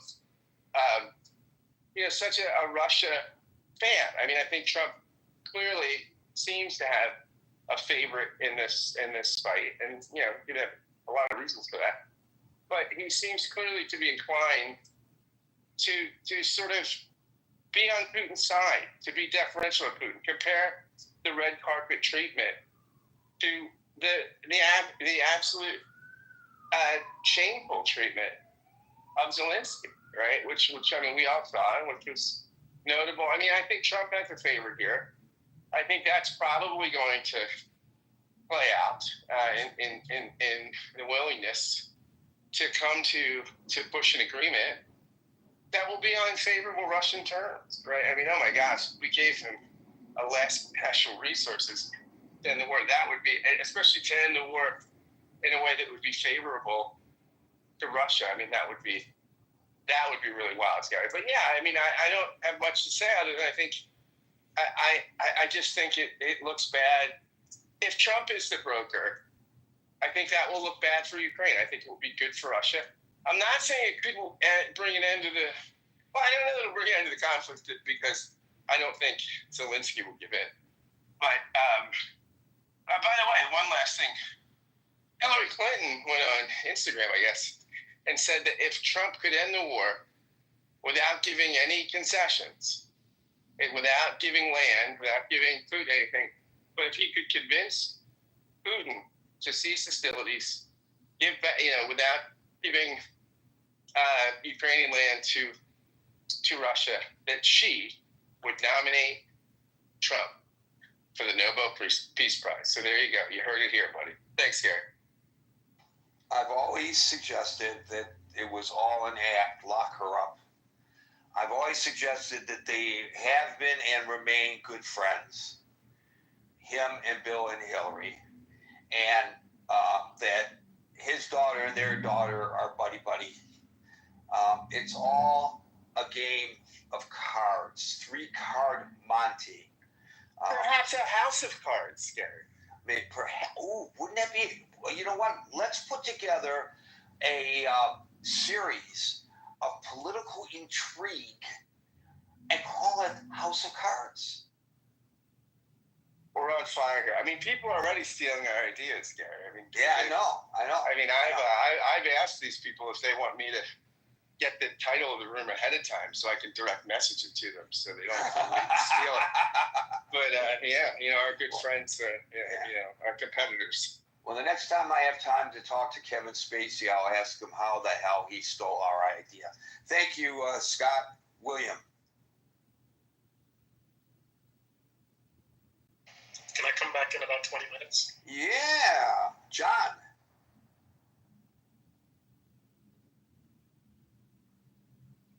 Hey, Gary. Hey, Scott. Hey, Alan. This is Anat. Yeah, no. I called John. John. Yeah, John. that's me. Well, no, you're listed here as anonymous, so I would call you Anonymous. How would I know that Anonymous is John? Because Anonymous is anonymous. John, are you there? Anonymous, but I'm John. But I'll wait. Okay, sorry, guys. Yeah, you'll wait. I know you'll wait. John. Okay, well, John is asleep at the switch, so we'll go. He must be in the muff. And we'll go to Scott and my friend, Steve. Yeah, Gary. I hear the stuff about the red carpet and about Trump clapping. What's the objective here? I thought the objective was to stop a war and keep people from dying. And, the negotiations I've seen with different people, if you're trying to cut a deal, the last thing you want to do is trying to insult a guy. What we're going to do, put a brown carpet out there and have Trump give him the finger as he's walking down? I mean, come on. I mean, I don't know. Are we looking at just style and not results? Trump has this little nuance to him that he'll do things like that once in a while where he's trying to get something going.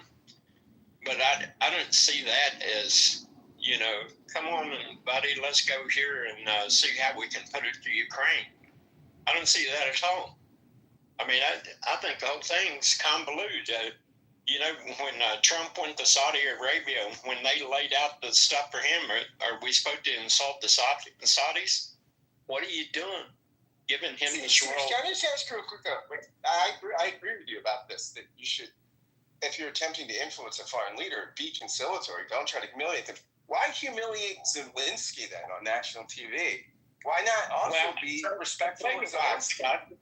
I'll tell you why, Scott, because there's a lot of reporting on that, but before they ever got to the Oval Office, they discussed what Zelensky brought up. And it was supposed to be a press session that they was going to keep this thing controlled for messaging. And Zelensky, after he'd been told in a private meeting before they ever went to the Oval Office, brings this up and throws it in Trump's face and tries to twist the press conference. That's why he got what he got. Now, if I'm telling you, hey, dude, look, this is how we're going to message this. I understand your position. Just don't bring it up. We'll handle this behind closed doors. And then we get out in front of a press conference and you throw it in my face. Yeah, I'm not going to be happy with you, Scott. So that might be the reason Zelensky got what he got. That has nothing to do with what we're looking at now, though. I've been around where we've had major corporations trying to cut a deal with each other. Well, they tend to bring out the red carpet. They tend to try and set a mood that's going to make someone agreeable to listening to them. So I don't get this. I mean, what we want to show Putin that what a tough guy we are, instead of trying to set something up where the guy will actually talk to us. We want to be like Biden that just won't talk to him at all while people are just being massacred on the battlefield. I thought the objective was to stop people from getting killed. I bet that soldier in Ukraine sitting on the front line, if the bullets would stop, wouldn't care if Trump clapped or not. I bet it wouldn't matter to him. I bet it'd matter to him more that a bullet's not coming at his head. So I don't get this. I mean, you're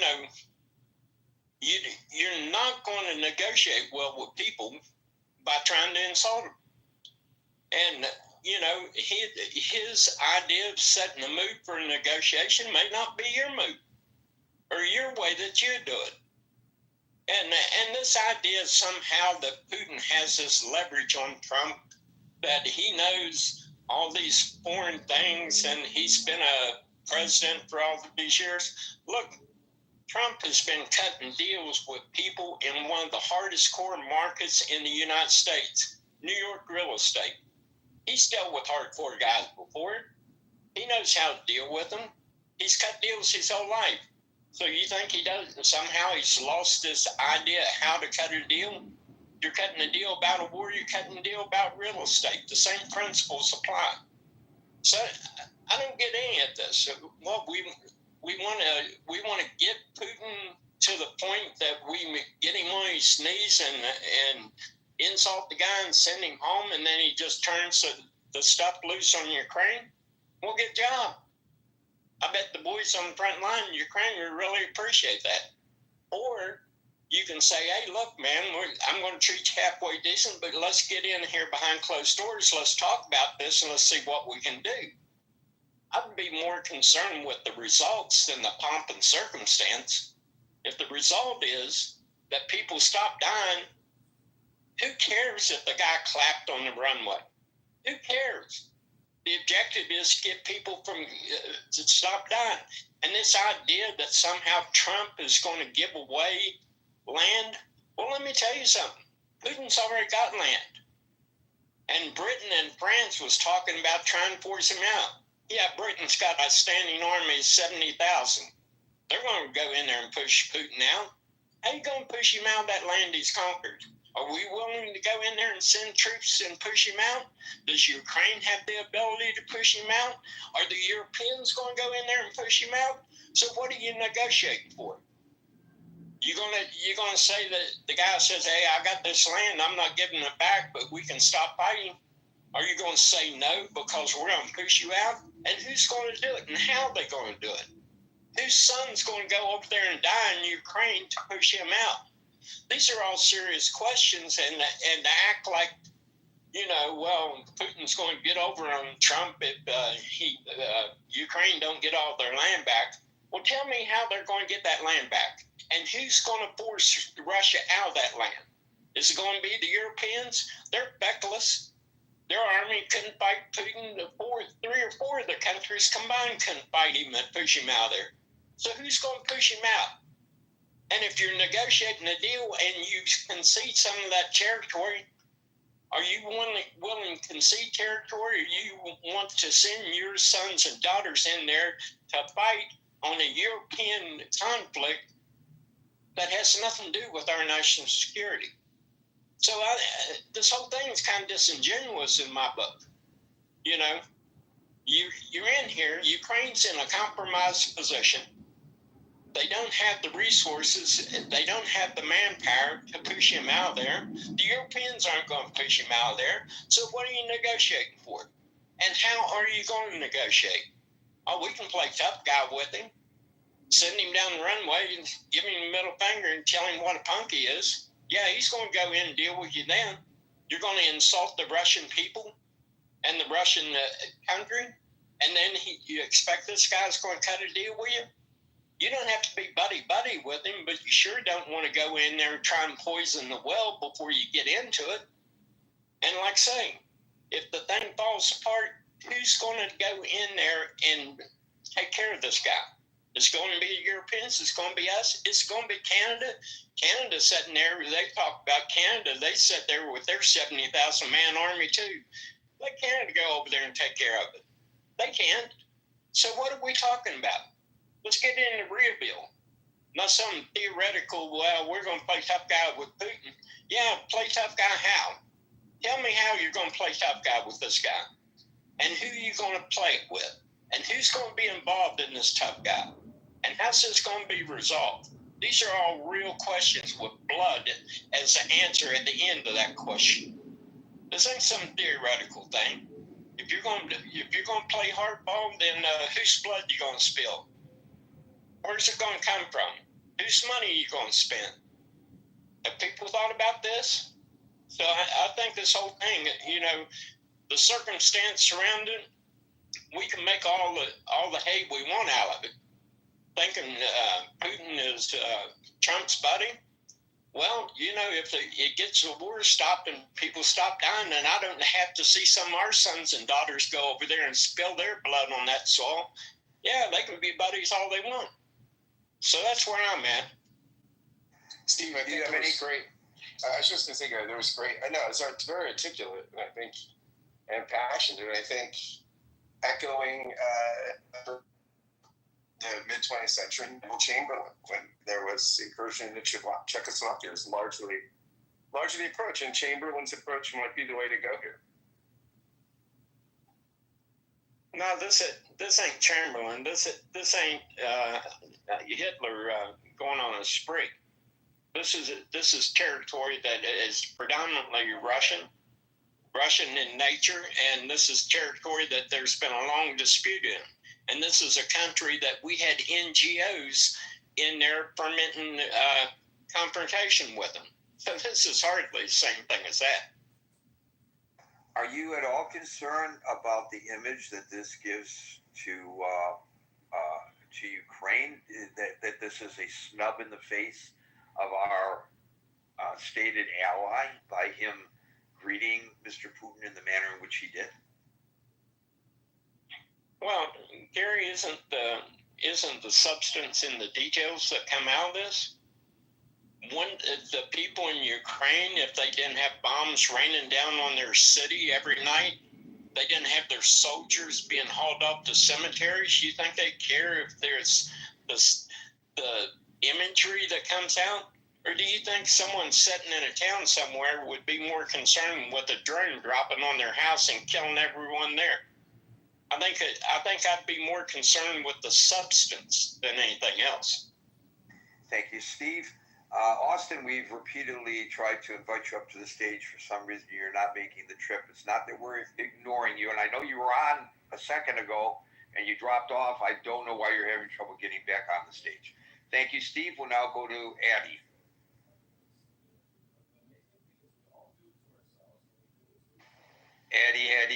Addie.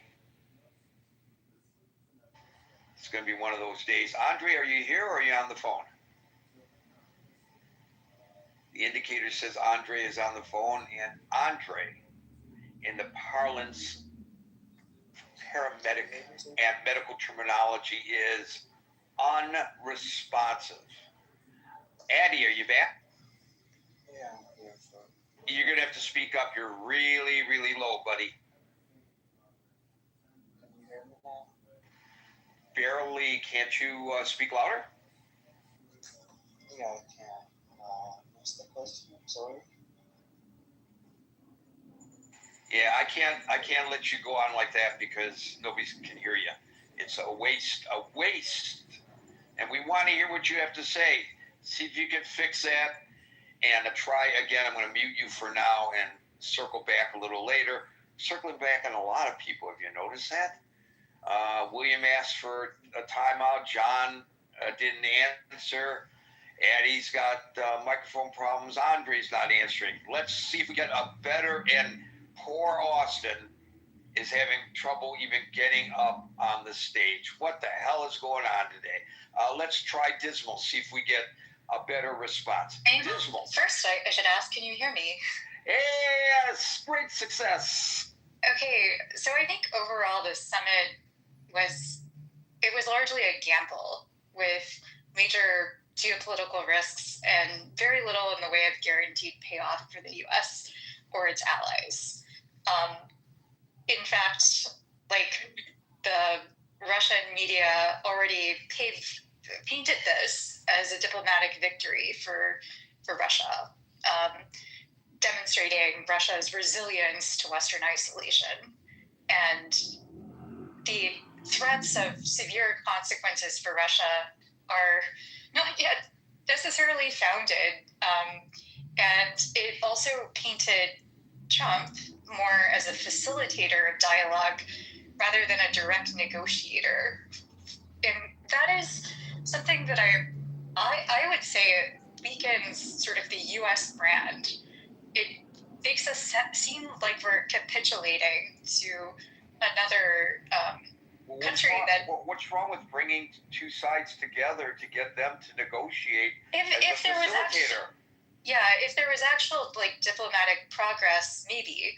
But Trump capitulated very quickly in 2018 for the summit, where he directly insulted the intelligence. But we have no idea what they're even discussing right now. You know. But I think that's also like if there were real progress or outcomes, but Trump himself even stated, he like the win would be another meeting. It wasn't necessarily. There wouldn't be any gains here. So this was really just a conversation. Well, wait a minute. First of all, we don't know. And secondly, wouldn't that be a win if you could get Putin to agree to sit down with Zelensky? Would that not be a win?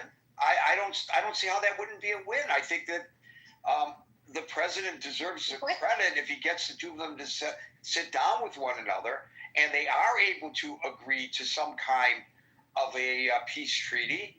I appreciate you advocating for the devil, but to be quite honest, how is it advocating for the devil when the president? It's just playing the devil's advocacy role. Sorry, I'm just saying that for the purpose of any like solid gains, I don't think the president was well prepared. The summit was kind of put together at the last minute, which suggests put on the last minute for Putin as well. 7 days. They both had 7 days to prepare for this. It suggests a lack of serious diplomatic preparation and progress, and I think that maybe I'll be wrong. Maybe I'll be proven wrong, and I'm going to be open-minded if I am, and there is some progress other than just the scheduling of an additional meeting that also puts Putin on the stage so that he can again paint in the Russian media that, he's now welcome back into Western circles. That to me would feel like a loss for the U.S.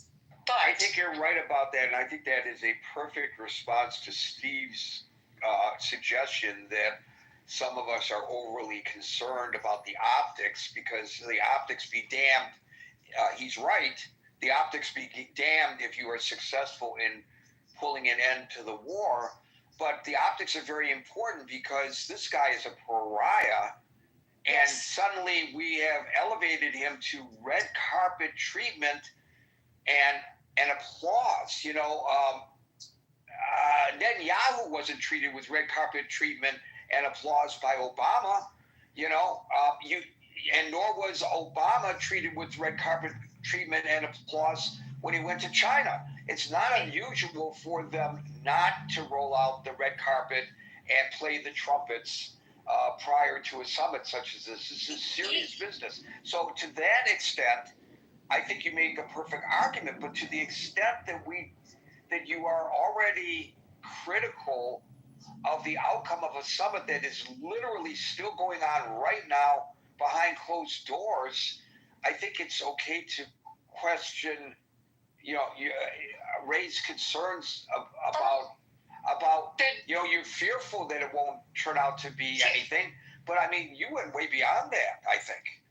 I think here's like, I'll be open-minded if there are like legitimate outcomes where I would be fearful of the closed door discussions is that the outcomes previously between Trump and Putin, and then also Zelensky, the "can you do me a favor" type of discussion where he withheld congressionally allocated aid to that country, suggests that we may not have like a good faith facilitator, which is how he's positioning himself. And so I just think if we look at his verbiage and then his actions, we see like a very disparate take of how he's actually behaved. And I find that a fundamental gamble, a risk.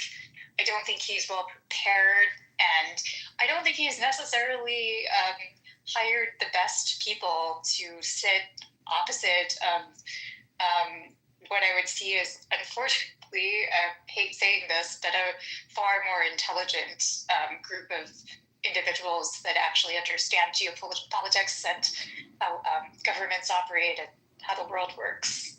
Well, do you have no faith or little faith in Rubio? Because Rubio is participating in the bilats that are going on.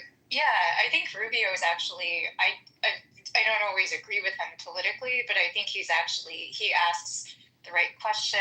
He did sit on the Intelligence Oversight Committee. He's somebody that I think does have a more solid understanding, but I do see like the cabinet mockery meetings that occur on TV where everybody capitulates to Trump and congratulates him. So I think he also understands that he has a short leash, and if he said anything that would contradict Trump, I don't think he would be applauded in that tight circle. Thank you, Dismal. I just would like to suggest that any Secretary of State that speaks with officials of a foreign country in a manner which is contrary to that Secretary of State's president would fall into the same category no matter who the president is. You don't want the president outlining a foreign policy and the Secretary of State contradicting it, like, this is what we're going to really do, but don't tell the president this is what we're going to really do. That is highly inappropriate. So I would hope that he would fall into disfavor if he presented himself in a manner in the bilaterals that was contrary to what the president's stated goals were, at least his stated goals in his direct conversation with him. Not so much his stated goals on the public stage. That's relatively meaningless. Barbie. I'm free now if you want to put me back in the queue. All righty, Barbie. Well, hello there. We finally managed to turn the chat away. Can you hear me?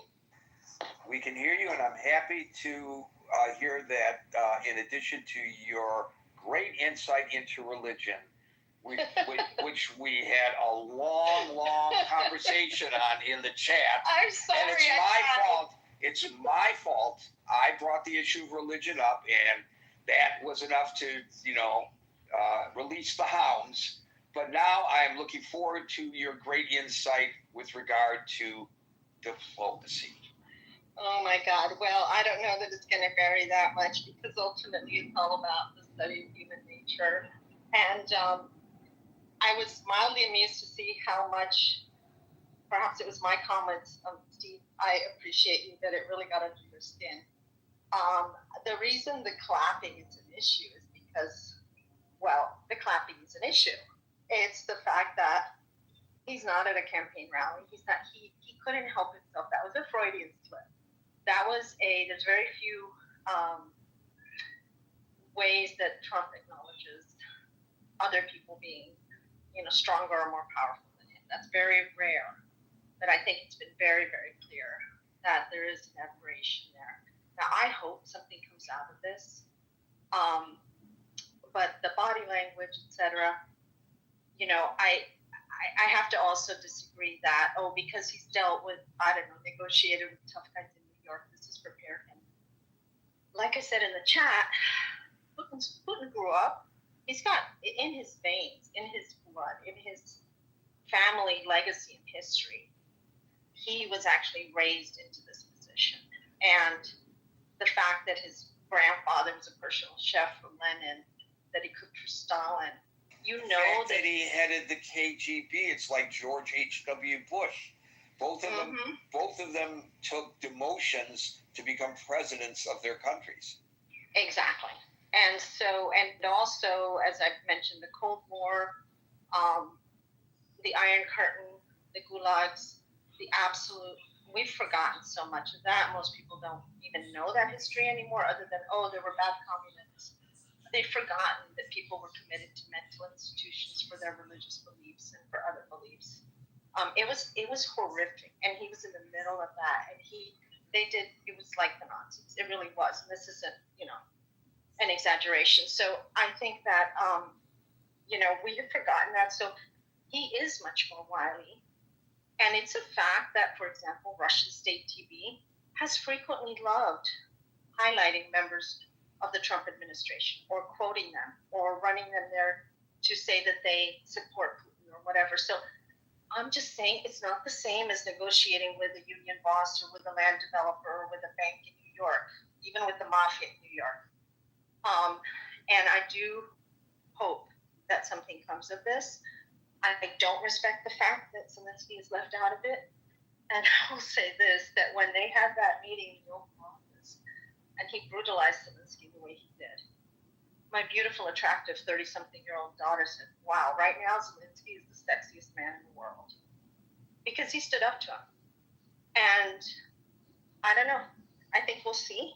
I do want to see. Look, I'll say a good thing about Trump. You guys are used to hearing me say that. I'm an independent, but I don't mind the fact that there are greater presence in the waters off of Latin America right now, trying to get the actual bad guys.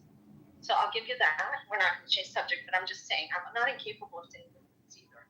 But in this case, I just think it's actually silly to defend him and to infantilize him to the point that every single thing he does, even if it's dumb, it's like, oh no, he's playing, six-dimensional chess. Oh no, no.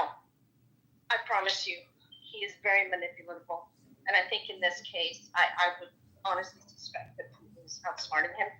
But I hope with all my heart, because no one wants to see more bloodshed, I hope something comes of it. Betraying Ukraine and just saying, okay, might means right. And if you're a bully and you take over a country, you get to keep it because we don't want to rock the boat and make other people angry. That may be the pragmatic way to go, but this is not going to end well, even if it's 10 or 20 years from now. It's not going to end well because what goes around comes around. That's all. Thank you, Barbie. Just a note to people who try to send the moderator messages during while the person's trying to moderate the room. For goodness sakes, if you know anything about Clubhouse, and I don't claim to be an expert, you know that if a person clicks on the message, that takes them to the message, and away from the room. So why would you try to message a person who's trying to host a room? And I don't know why Clubhouse doesn't give you the permission, or maybe they do and I don't know how to do it, to block messaging, because I would block messaging because all I ever use Clubhouse for is to moderate this room. So I'm not going to take any messages. So if you can back channel me on Facebook Messenger or on Instagram, wherever you like, but don't message me, please, on Clubhouse. I'm not going to take it. William, you say you're back. I am back. Sorry, I was driving. So no worries. I'm gonna start by saying safety first, brother. Yes, so I'm going to start by saying my insight into this geopolitical region goes back to 1988 and 89 when I was working for RTV, Russian television, taking the news from the motherland and broadcasting it here to the Russians in Los Angeles. I was there the day Boris Yeltsin sent a fax over saying, hey, calm down, don't worry, I got this under control with the infamous coup that happened. I also have had personal communications with Mikhail Gorbachev. I have been studying this region for a very long time, and I just want to give a little bit of insight into Putin's motivation, and then I'll make my theory as far as what's going on from his side, then I can perhaps address Trump. I'll try and keep it as short as I possibly can. So after the fall of the Soviet Union, he tried to take Chechnya to reestablish his southern border. He then didn't work, obviously. Georgia, the two states on each side of the Caucasus Mountains are still in existence today, back to separatists. There's a city within Moldova, which is still a Russian enclave. What he wants in the Ukraine is all over the Donbass region, and he's taking other territories to swap them. When he took Crimea, he has basically a narrow roadway, a very limited land bridge to get in and out of Crimea, his warm water port. It's not defensible in the slightest. There's two rebellion groups, the separatists. Ukraine's fought against that. That's been going on since, 2014. All of this erupted, and what it comes down to is a real estate deal, a land swap, and how far close to Kharkiv are they going to get, or is Kharkiv going to be within the territory that's traded? That's what Putin is after. That's all he cares about, in my opinion. Now, for what you're saying about Trump and the thing about Rubio, Trump throws out both sides of an equation. I don't think Rubio was countering what Trump was saying. Trump uses people in order to get out both sides of it. It's a manipulation tactic. If I give you an extreme opinion and you go, oh my God, that's so extreme, and then somehow I come back and I give you something more reasonable, suddenly you're willing to deal with the reasonable because you're fearful of the extreme. That is his tactic. You also have to keep in mind that a lot of what's going on up there has to do with oil. If you understand the difference between light crude and heavy crude, and the fact that we are pretty much the only place that can process the heavy crude. That's why we export light crude to everyone else. We take in their heavy crude. He wants to open up the Arctic. Russia wants to be able to stop getting from China. Russia wants to be able to continue with Europe. We don't want him dealing as much with Europe and China. We want him dealing with us. It has more to do with that than what we think is going on. That land deal, that real estate deal, in my opinion, it's like it's in escrow. It's already a done deal. They're just waiting for it to close. Well, that's terminology that clearly President Trump understands. He understands land deals. So, and by the way, the clapping, absolutely embarrassing, shouldn't have been done, but he doesn't give a fuck. Thank you, William. Wow, somebody who worked for RT, that's pretty interesting. You never know who's going to end up on the stage here in Clubhouse, and that's what makes this forum so exciting. Marshall.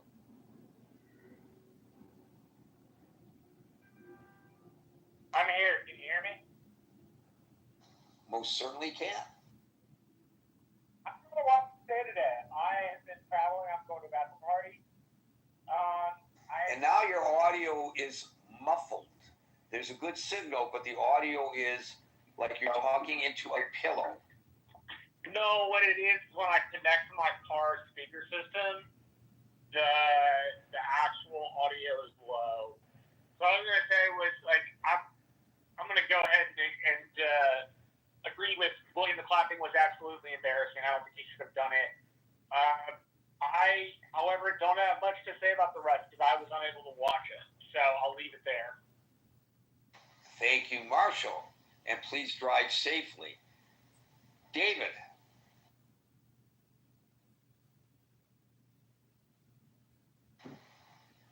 Again? David. I'm sorry, Gary. There we go.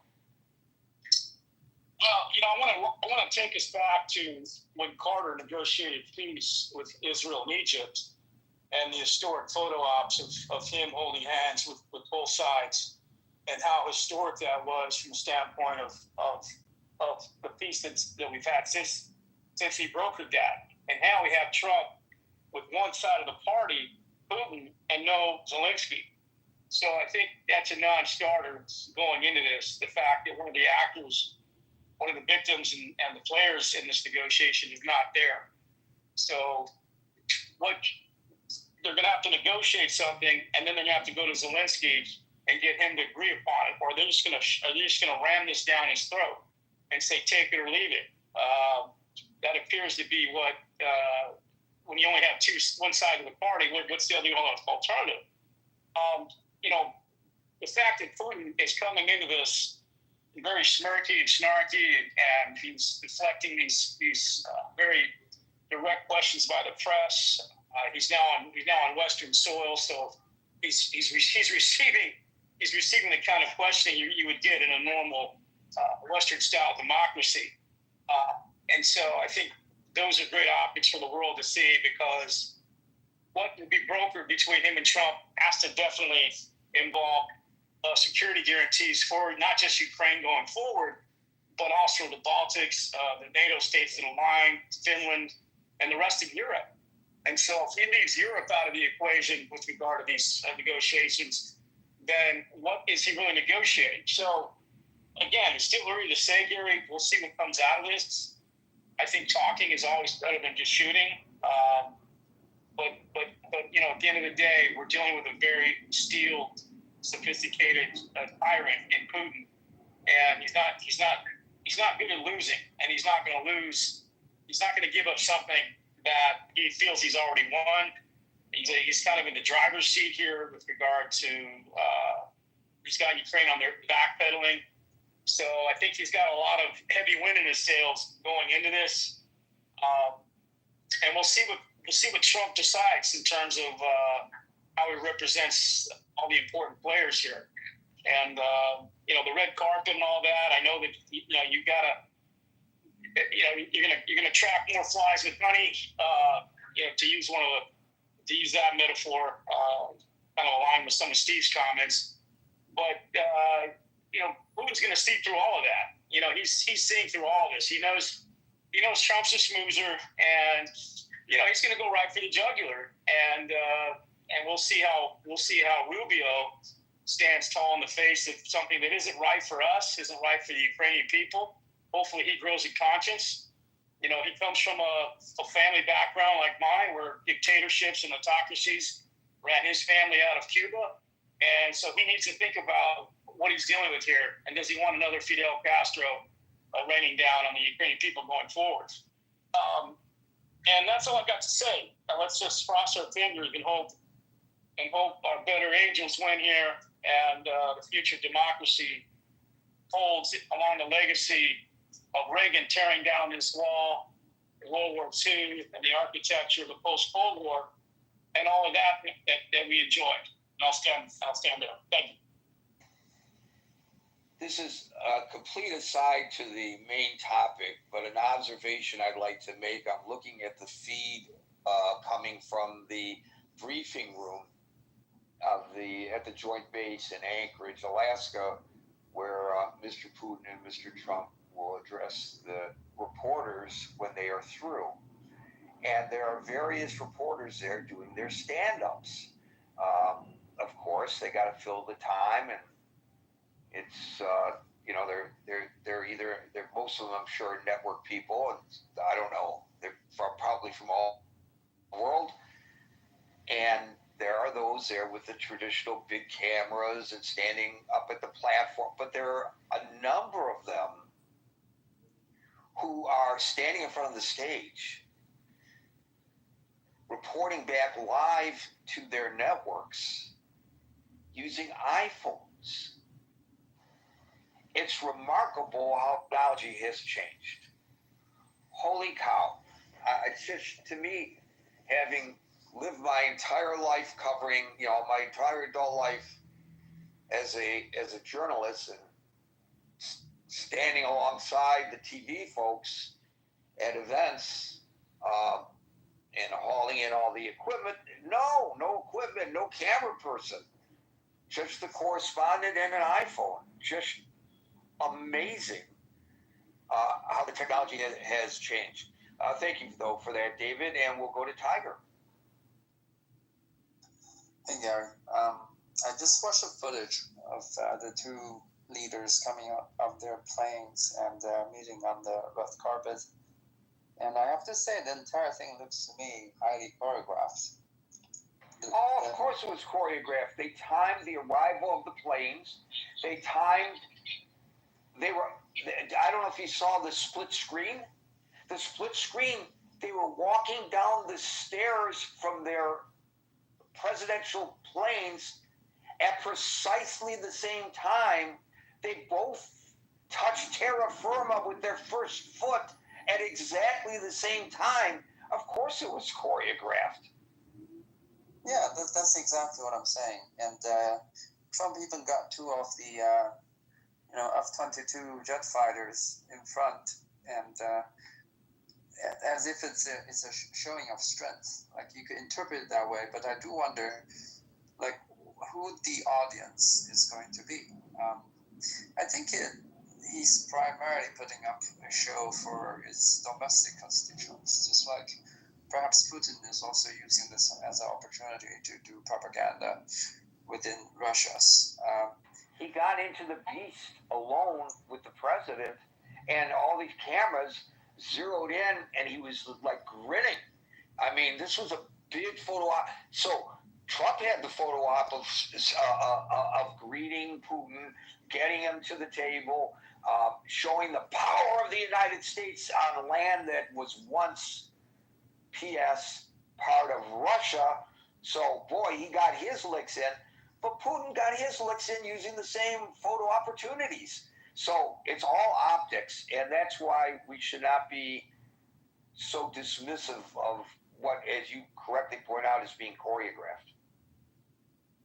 Yeah, so with that said, I think there is a reality that everybody has to reckon, which is that Ukraine has been lost in terms of this war, right? They're not completely out of existence, but as a sovereign state. How do you know that? Because we have, as I said to a previous caller who thinks that she knows what's going on behind the closed doors, you don't know what's going on behind the closed doors either.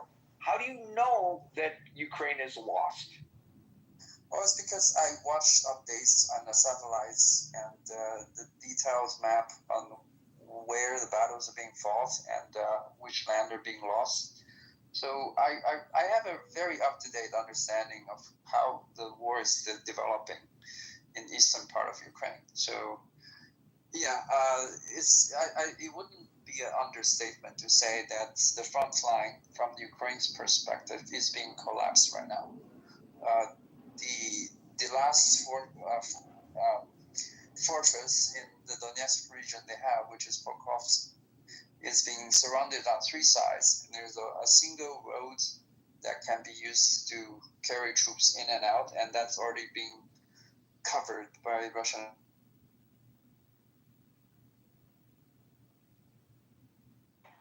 What happened? We lost your audio, Tiger. On a daily basis to give another conclusion about how Ukraine still has a fighting chance to maintain its control or eventual control over the territories that it used to enjoy. So I think it's pretty, on definitive terms, that Ukraine has been lost, and Ukraine has sacrificed itself, its own sovereignty, its prosperity, its future, its population, and teach the world a lesson on reality, on realism, right?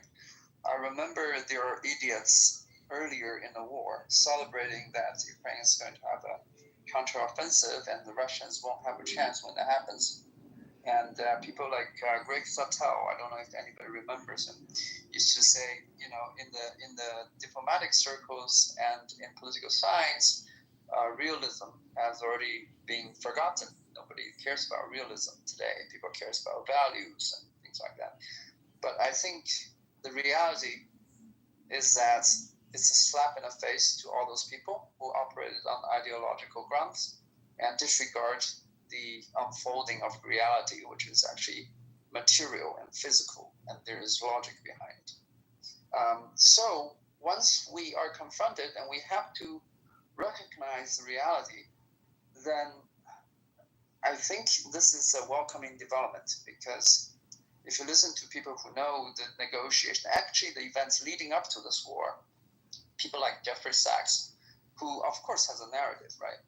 But from what he described, that the biggest criticism he has against Biden wasn't that he actively was pushing the eastward expansion of NATO as a military alliance and jeopardizing Russia's national interest, but that he never attempted to negotiate with Russia.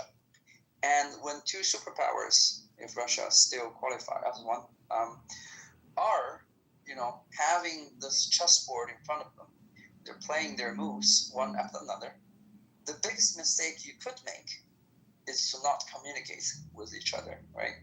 And at least right now, Trump and Putin are talking with each other. And I think it is to everybody's interest that this war to be brought to an end, even though it means that the Ukrainians are the ones that are losing out. But they have already lost. Even if they could reclaim some of the territory, the country barely has a future now that almost 100 million or something, no, 100 million, 10 million or something of their population has evaporated, either through loss or immigration. The most fertile land has been decimated. Their industrial base has been decimated. And again, I think they paid a dear price and they sacrificed themselves as an example of what not to do in the global politics. And I do hope people in Europe especially learn that lesson. And seeing that now that the superpowers, the big boys, are talking with each other and they're not on the table. I mean, at the table. They're not exactly on the menu, but they're not at the table. I hope that's a valuable lesson for them. And I do hope that this recalibration of people's mindset into reality and realism could actually give us a better future, in that there will be less connected conflict that is unnecessary, and people could learn to resolve their differences through dialogue instead of ignoring the counterpart and insisting on something that is so beyond, rational calculation and is bound to backfire. Thank you. Thank you, Tiger. They're about, according to the Washington Post, the number of refugees abroad as a result of the war from Ukraine varies between 5 and 6 million people. And then there are those who live under occupation. I don't know if you are including them in your figure of 10 million. But under occupation, also according to the Washington Post, around 5 million people. So they're in Russia hands, not Ukrainian hands, although they are within the borders of what the international community views as Ukraine.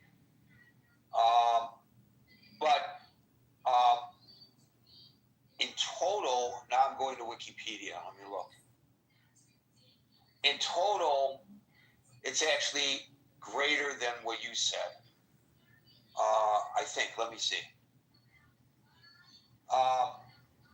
Well, the best I can tell you is that there have been tens of thousands of civilian casualties, deaths in Ukraine, and hundreds of thousands of soldiers who have been killed. So you're right, both through attrition by war directly or by emigration and occupation, the population has suffered tremendous losses in Ukraine. And if that's the metric that one wants to use, or a major metric one wants to use in analyzing whether or not, as you suggest, Tiger, the Ukrainians have already lost, that is a pretty substantial metric to use. Thank you. I know there's some more folks that want to get up on the stage. We are now, however, in extra time. That means that everybody on the stage will get an opportunity to speak, but we unfortunately can't invite anybody else up on the stage because Gary has to get out the door at a certain point and catch a train to go to work. So blame it on me. Philip. Hi, thank you, Gary. I also think a red carpet and applause for Putin is not warranted. I mean, I'm sure he didn't expect 3 years ago that drones would be reaching Moscow, that his railways would be blown to bits, that his oil refineries would be burning, that his people would be leaving, that his troops would be dying by the hundreds of thousands, more than those of Ukraine. And I think that let me just interrupt you, not to challenge you, but to underscore that is, and when we make an analysis of all of this, and Tiger, as I have just pointed out in my fact checking, not only was right, but he underestimated the effects on the population of Ukraine. And we haven't even talked about all the children, by the way, who have been abducted by Russia, taken back to the motherland away from their families and their communities in Ukraine. But as I just want to highlight what you're saying, Philip, there's been a tremendous toll to the Russians as well. Maybe not as great, but there has been a toll. And I'm glad you're bringing this up. And go ahead. Yeah, I was also just wondering what a Tiger would suggest that Europe or Ukraine should do. I mean, should you just capitulate when you get overrun or invaded as a sovereign country by another country? Should you just give over, hand over? I don't think one should do or can do that. And I think that Ukraine has been, the way that they've stood up to the Russian bear has been quite amazing in a way. One wouldn't expect a small little country with Russia being a supposed sort of world powerhouse would be able to stand still after 3 years, even having taken some Russian property or land. And as I mentioned, Russia doesn't have air superiority over Ukraine. They basically, their naval capacity is floundering. Their production capacity in terms of the essential stuff that you need, the microchips and stuff, is disintegrating. Whilst all the time Ukraine is making more drones than Russia at this moment. And I think people underestimate the power of a united Europe and what their support means for Ukraine. I think a Europe united is much, much stronger than a United States divided. And again, I just want to say that applauding a guy who's ruining his country, who's killing his own people, is just kind of strange. Anyways, thanks for the opportunity and for the interesting. No, I'm glad you're bringing this up. So this is very interesting. You are correct that there have been an increasing number of attacks, not on civilian targets, but on strategic targets inside Russia by the Ukrainians using drones. That at one point the Russians were adept at fending off, especially around Moscow, but not so much when they go to places like oil refineries and munitions factories and munitions depots. That is absolutely true.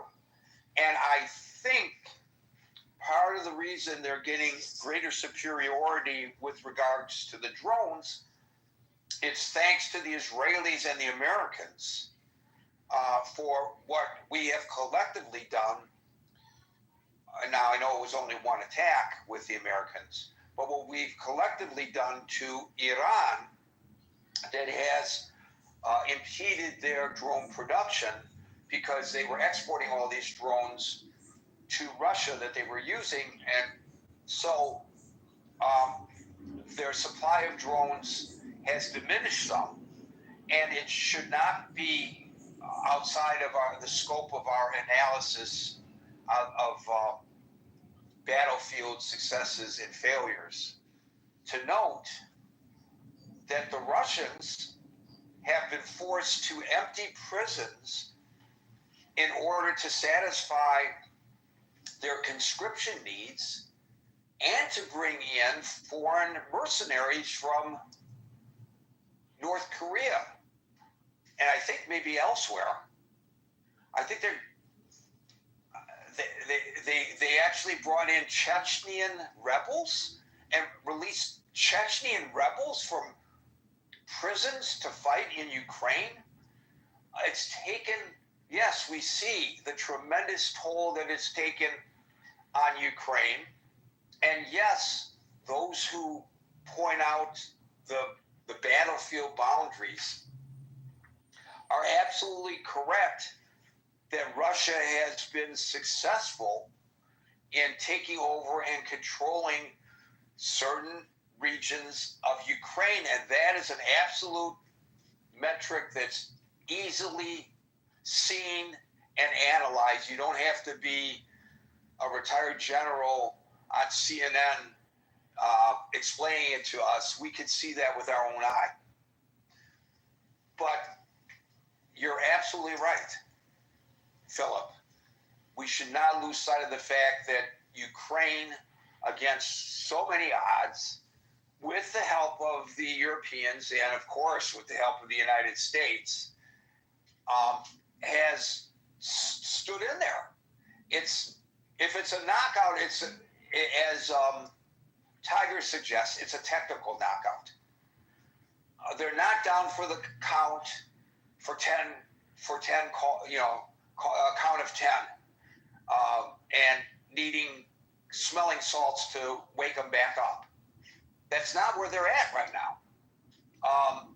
And the renewed commitment of NATO, and what I've said before is a brilliant move on the part of the president. Getting the NATO nations to buy the munitions from the United States rather than the United States just providing the munitions to Ukraine, well, that's a win-win. It's a win for everybody on the side of righteousness. And Philip made a very important point that we all know, but it deserves repeating when we have this discussion, and that is Russia invaded a sovereign nation without provocation. I also just want to mention that Europe, of course, is ramping up its own production capacity. So, buying weapons from the United States is not going to be the permanent thing. Yes, but see, here's the thing that Americans fail to realize sometimes, and that is that Europeans are immensely concerned about Russia. And Steve made the suggestion, and he may be right, that the Chamberlain-Hitler analogy doesn't apply. But I think a lot of people over there in Europe, Philip, and you could correct me if I'm wrong about this, feel that exactly applies because they fear, rightly or wrongly, that Putin has expansionist desires that fall beyond Ukraine. Am I correct in that analysis? Well, I just don't think that any European or Western European nation who's sort of used to democracy and democratic values would just capitulate. But I'm here on the southern tip of Africa. So just an opinion. Oh, yeah, that's true. I forgot where you were. Don't know much about geography. Thank you, Philip. I think I'm right about that, though. But if somebody has something to indicate to the contrary, but every time we've had somebody from the European nations come on here, they've, especially those European nations that are closer to the border of Russia, they see Russia as a clear and present danger to them. Now, there are some Americans. What, Marshall? I said they are genuinely worried about it. I know a woman from it's not Switzerland and it's not Denmark. It's one of the countries. It's one of the northern countries that I'm getting it. Yes, I'm thinking of Jenny O or I'm forgetting her name. Finland. She's been a long time about this now. Jenny is from Sweden, and Tina is from Finland, perhaps. Yeah, okay. I couldn't remember where she was from. But her, and then we of course have our other lovely European friends that I'm forgetting right now who we have not seen in a while. But Tom, I think your audio is going in and out. Genuinely concerned. It's not.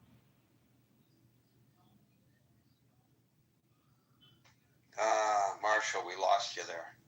But we get your point. And I know a woman in Finland, and both her and her daughter are wearing uniforms because they've joined the Home Guard. Everybody in Finland, I guess, is encouraged to join the Home Guard to train. Can you imagine that? The sort of early on, like when the invasion happened, you had a ton of Russian individuals, especially those of military serving age men, that fled Russia. So I think Philip's point is something that should be like highlighted, is that you have a lot of Russians, especially in the technology industry, that fled Russia because they didn't want to get recruited. They didn't see the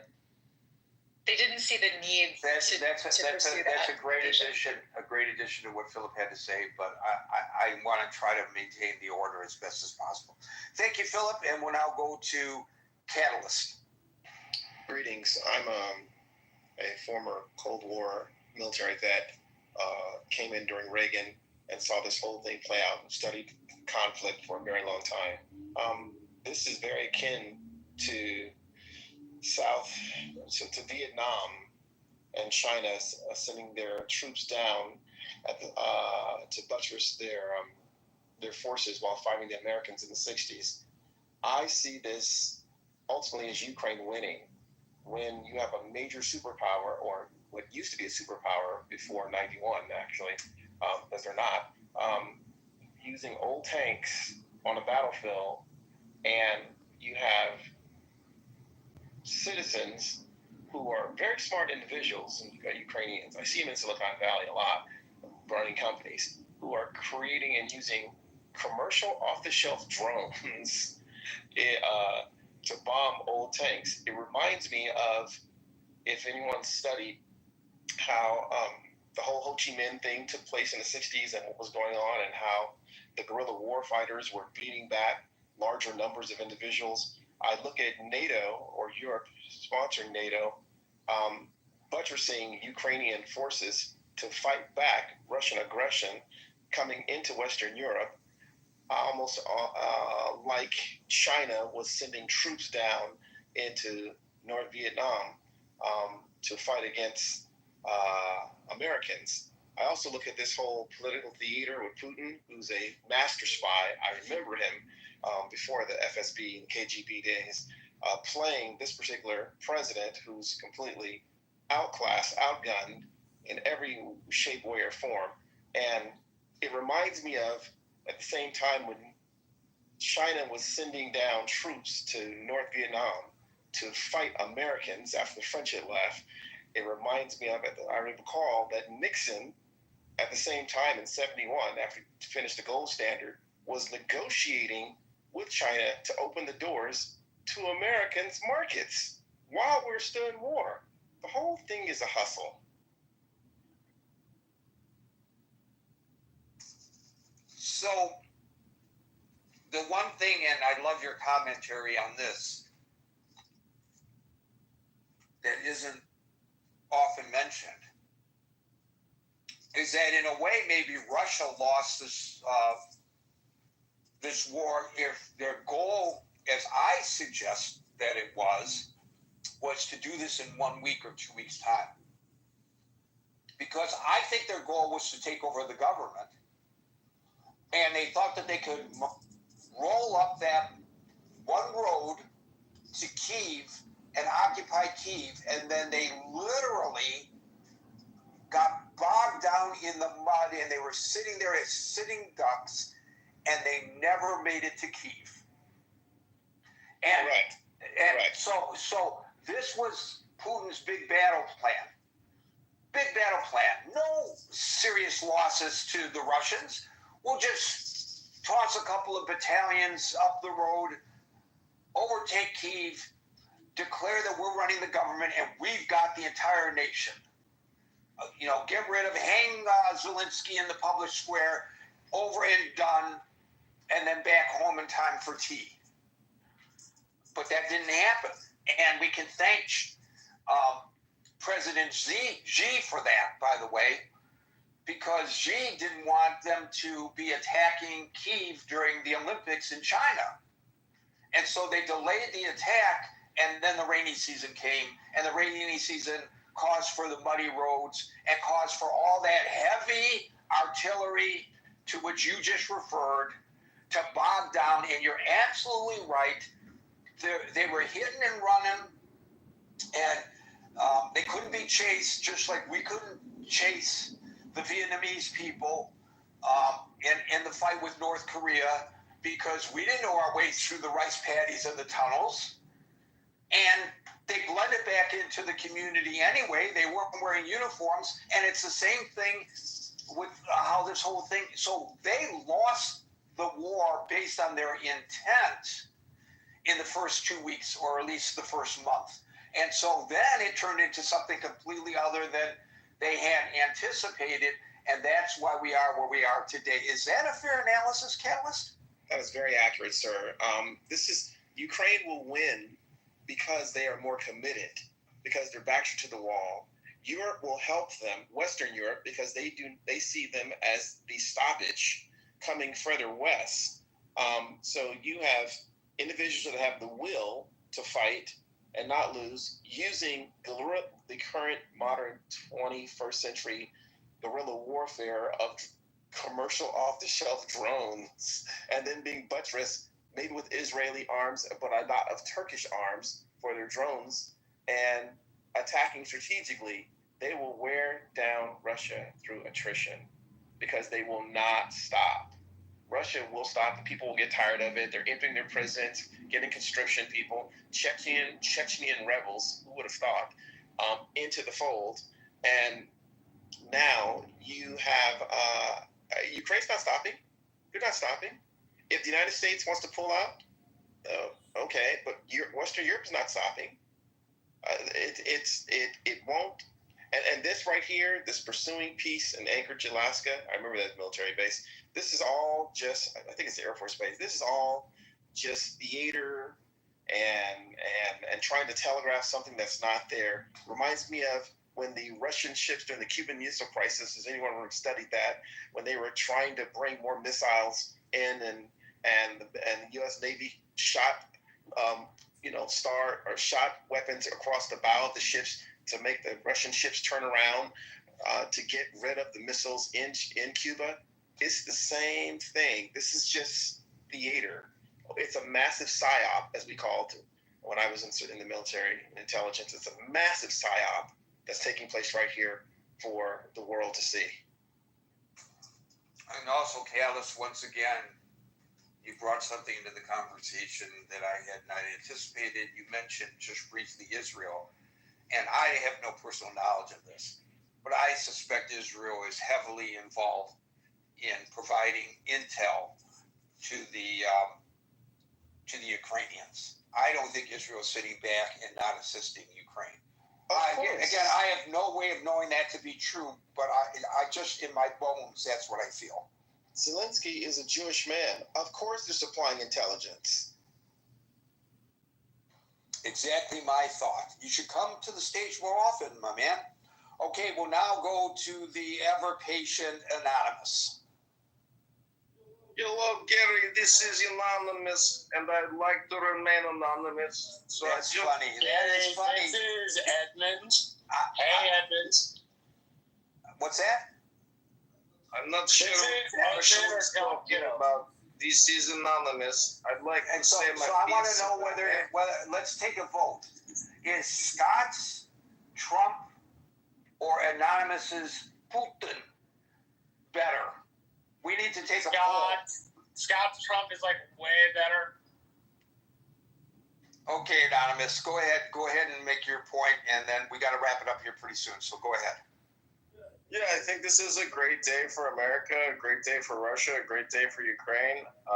And, having Trump and Putin meet to have a meeting of the minds, even if it's in the belly of the beast, is better than no meeting of the minds. And I'm so happy they finally get to meet in private and no friction between the two of them, no fake news, no deep state, no Democrat activists looking to stop two great leaders of the free world, to meeting and creating a peaceful solution. Two great leaders of the free world?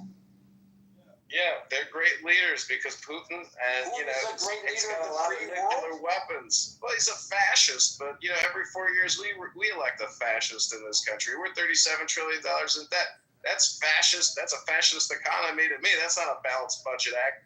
So what I'm saying is, if Zelensky steps down and they have fair elections, and Zelensky goes away and stops playing this role of a professional clown, that's dancing go-go dance. That's enough of that propaganda. If Zelensky steps down and has fair elections, because Zelensky's to blame for the invasion.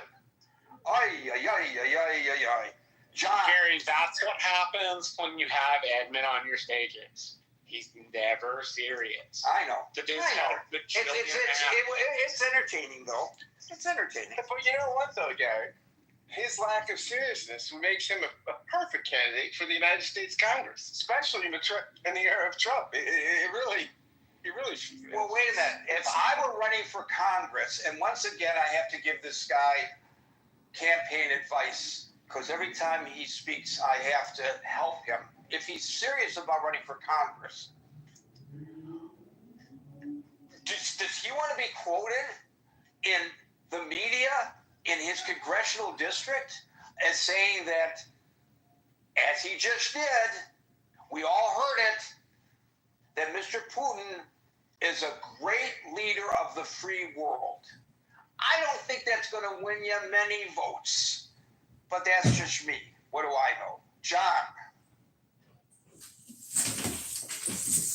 I think John is actually out for the count. Steve, you get the last word. No, I'm here, Gary. If I could go real quick. Thanks, Gary.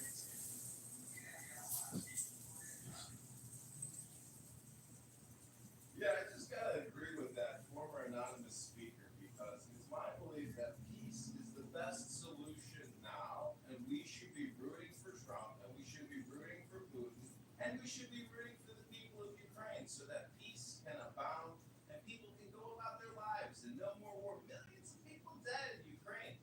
400,000 Ukrainians, 900,000 Russians.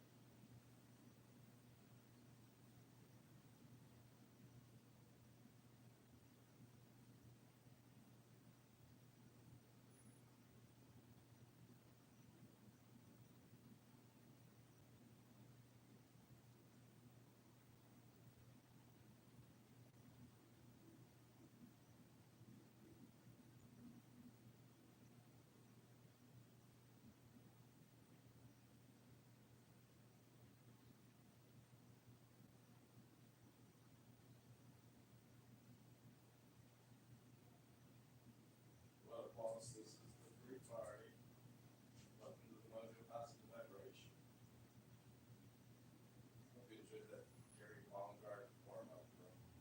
It was like a layup. I gave myself a layup and I did it against Gary Ballengard.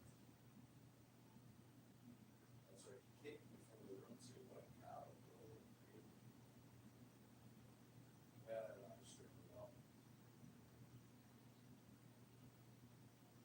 But we're gonna restart the live stream soon and recreate the in the muff experience for you all. Welcome, Carl. Hey, how are you? Welcome to In the Muff pre-party. You sound very familiar. I think I've heard your voice before. Do you go to grocery stores often with coupons? I don't know. I think it's the way you say "dat," which gives it away.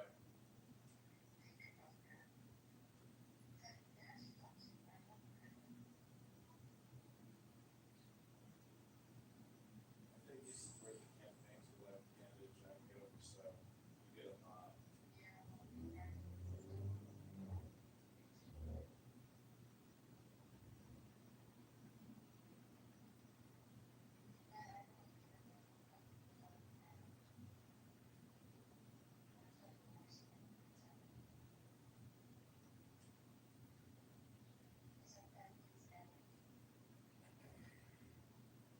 Go ahead and invite people to the room, Carl. Let's get this pre-party started.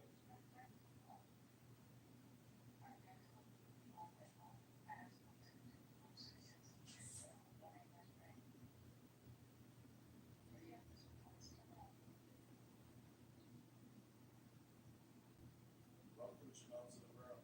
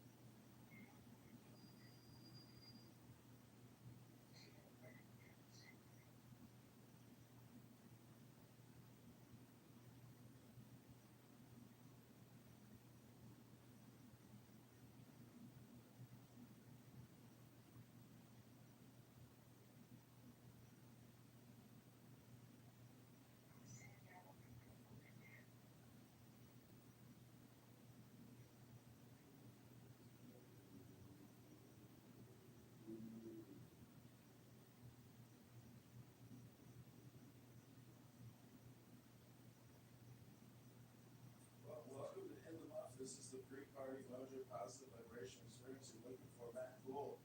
Are you going to give $1 to the campaign to let candidate Congressman John Kitover? No, just hand it out. Hand it out.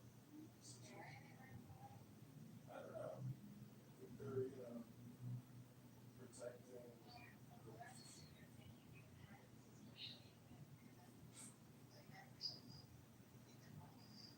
Yeah, thanks. Things are going pretty well with the campaign now that we've got Mojo's positive vibration guiding us.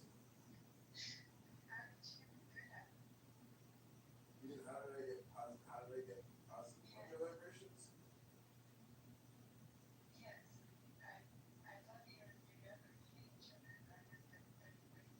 Well, positive mojo vibrations knows positive mojo vibrations. So if you're in alignment with positive vibrations, apparently, it all becomes a mojo.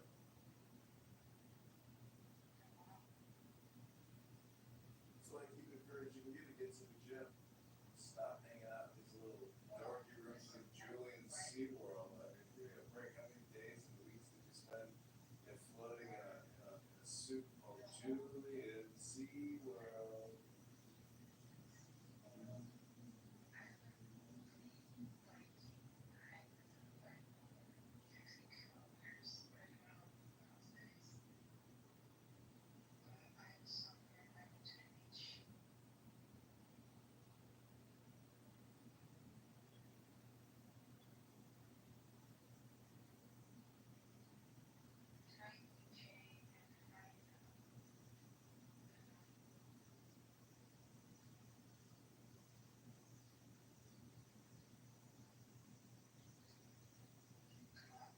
Well, thanks for coming here. I'm so glad you're all here. Yeah, I'm here, Cindy. I'm sitting here in the sun tanning, having a great afternoon. I'm wondering,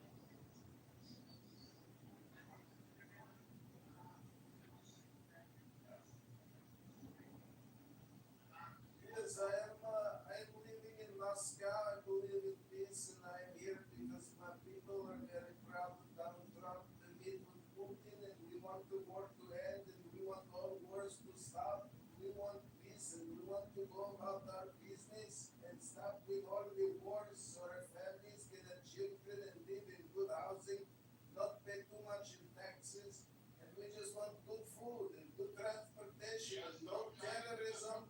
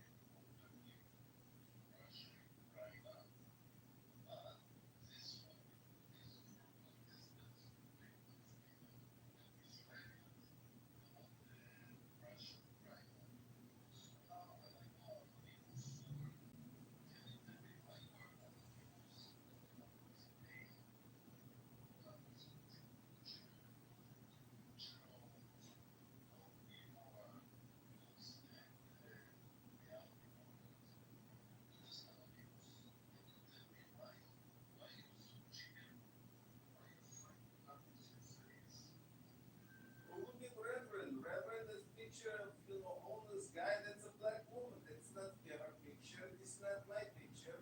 And I want to remain anonymous. I believe that peace between the Jews in Israel and the Palestinians in Gaza can be achieved. They just need to stop promoting terrorism. They need to stop promoting terrorism in the Gaza Strip to their people. They need to disarm and they need to achieve peace and bend the knee and request that they forgive them and say we are sorry for October 7th and 50 years of terrorism against the innocent civilians of Israel. If they do this, then maybe coexistence will happen. But until Hamas terrorists are willing to disarm and disengage and go away, I don't see how this is going to come.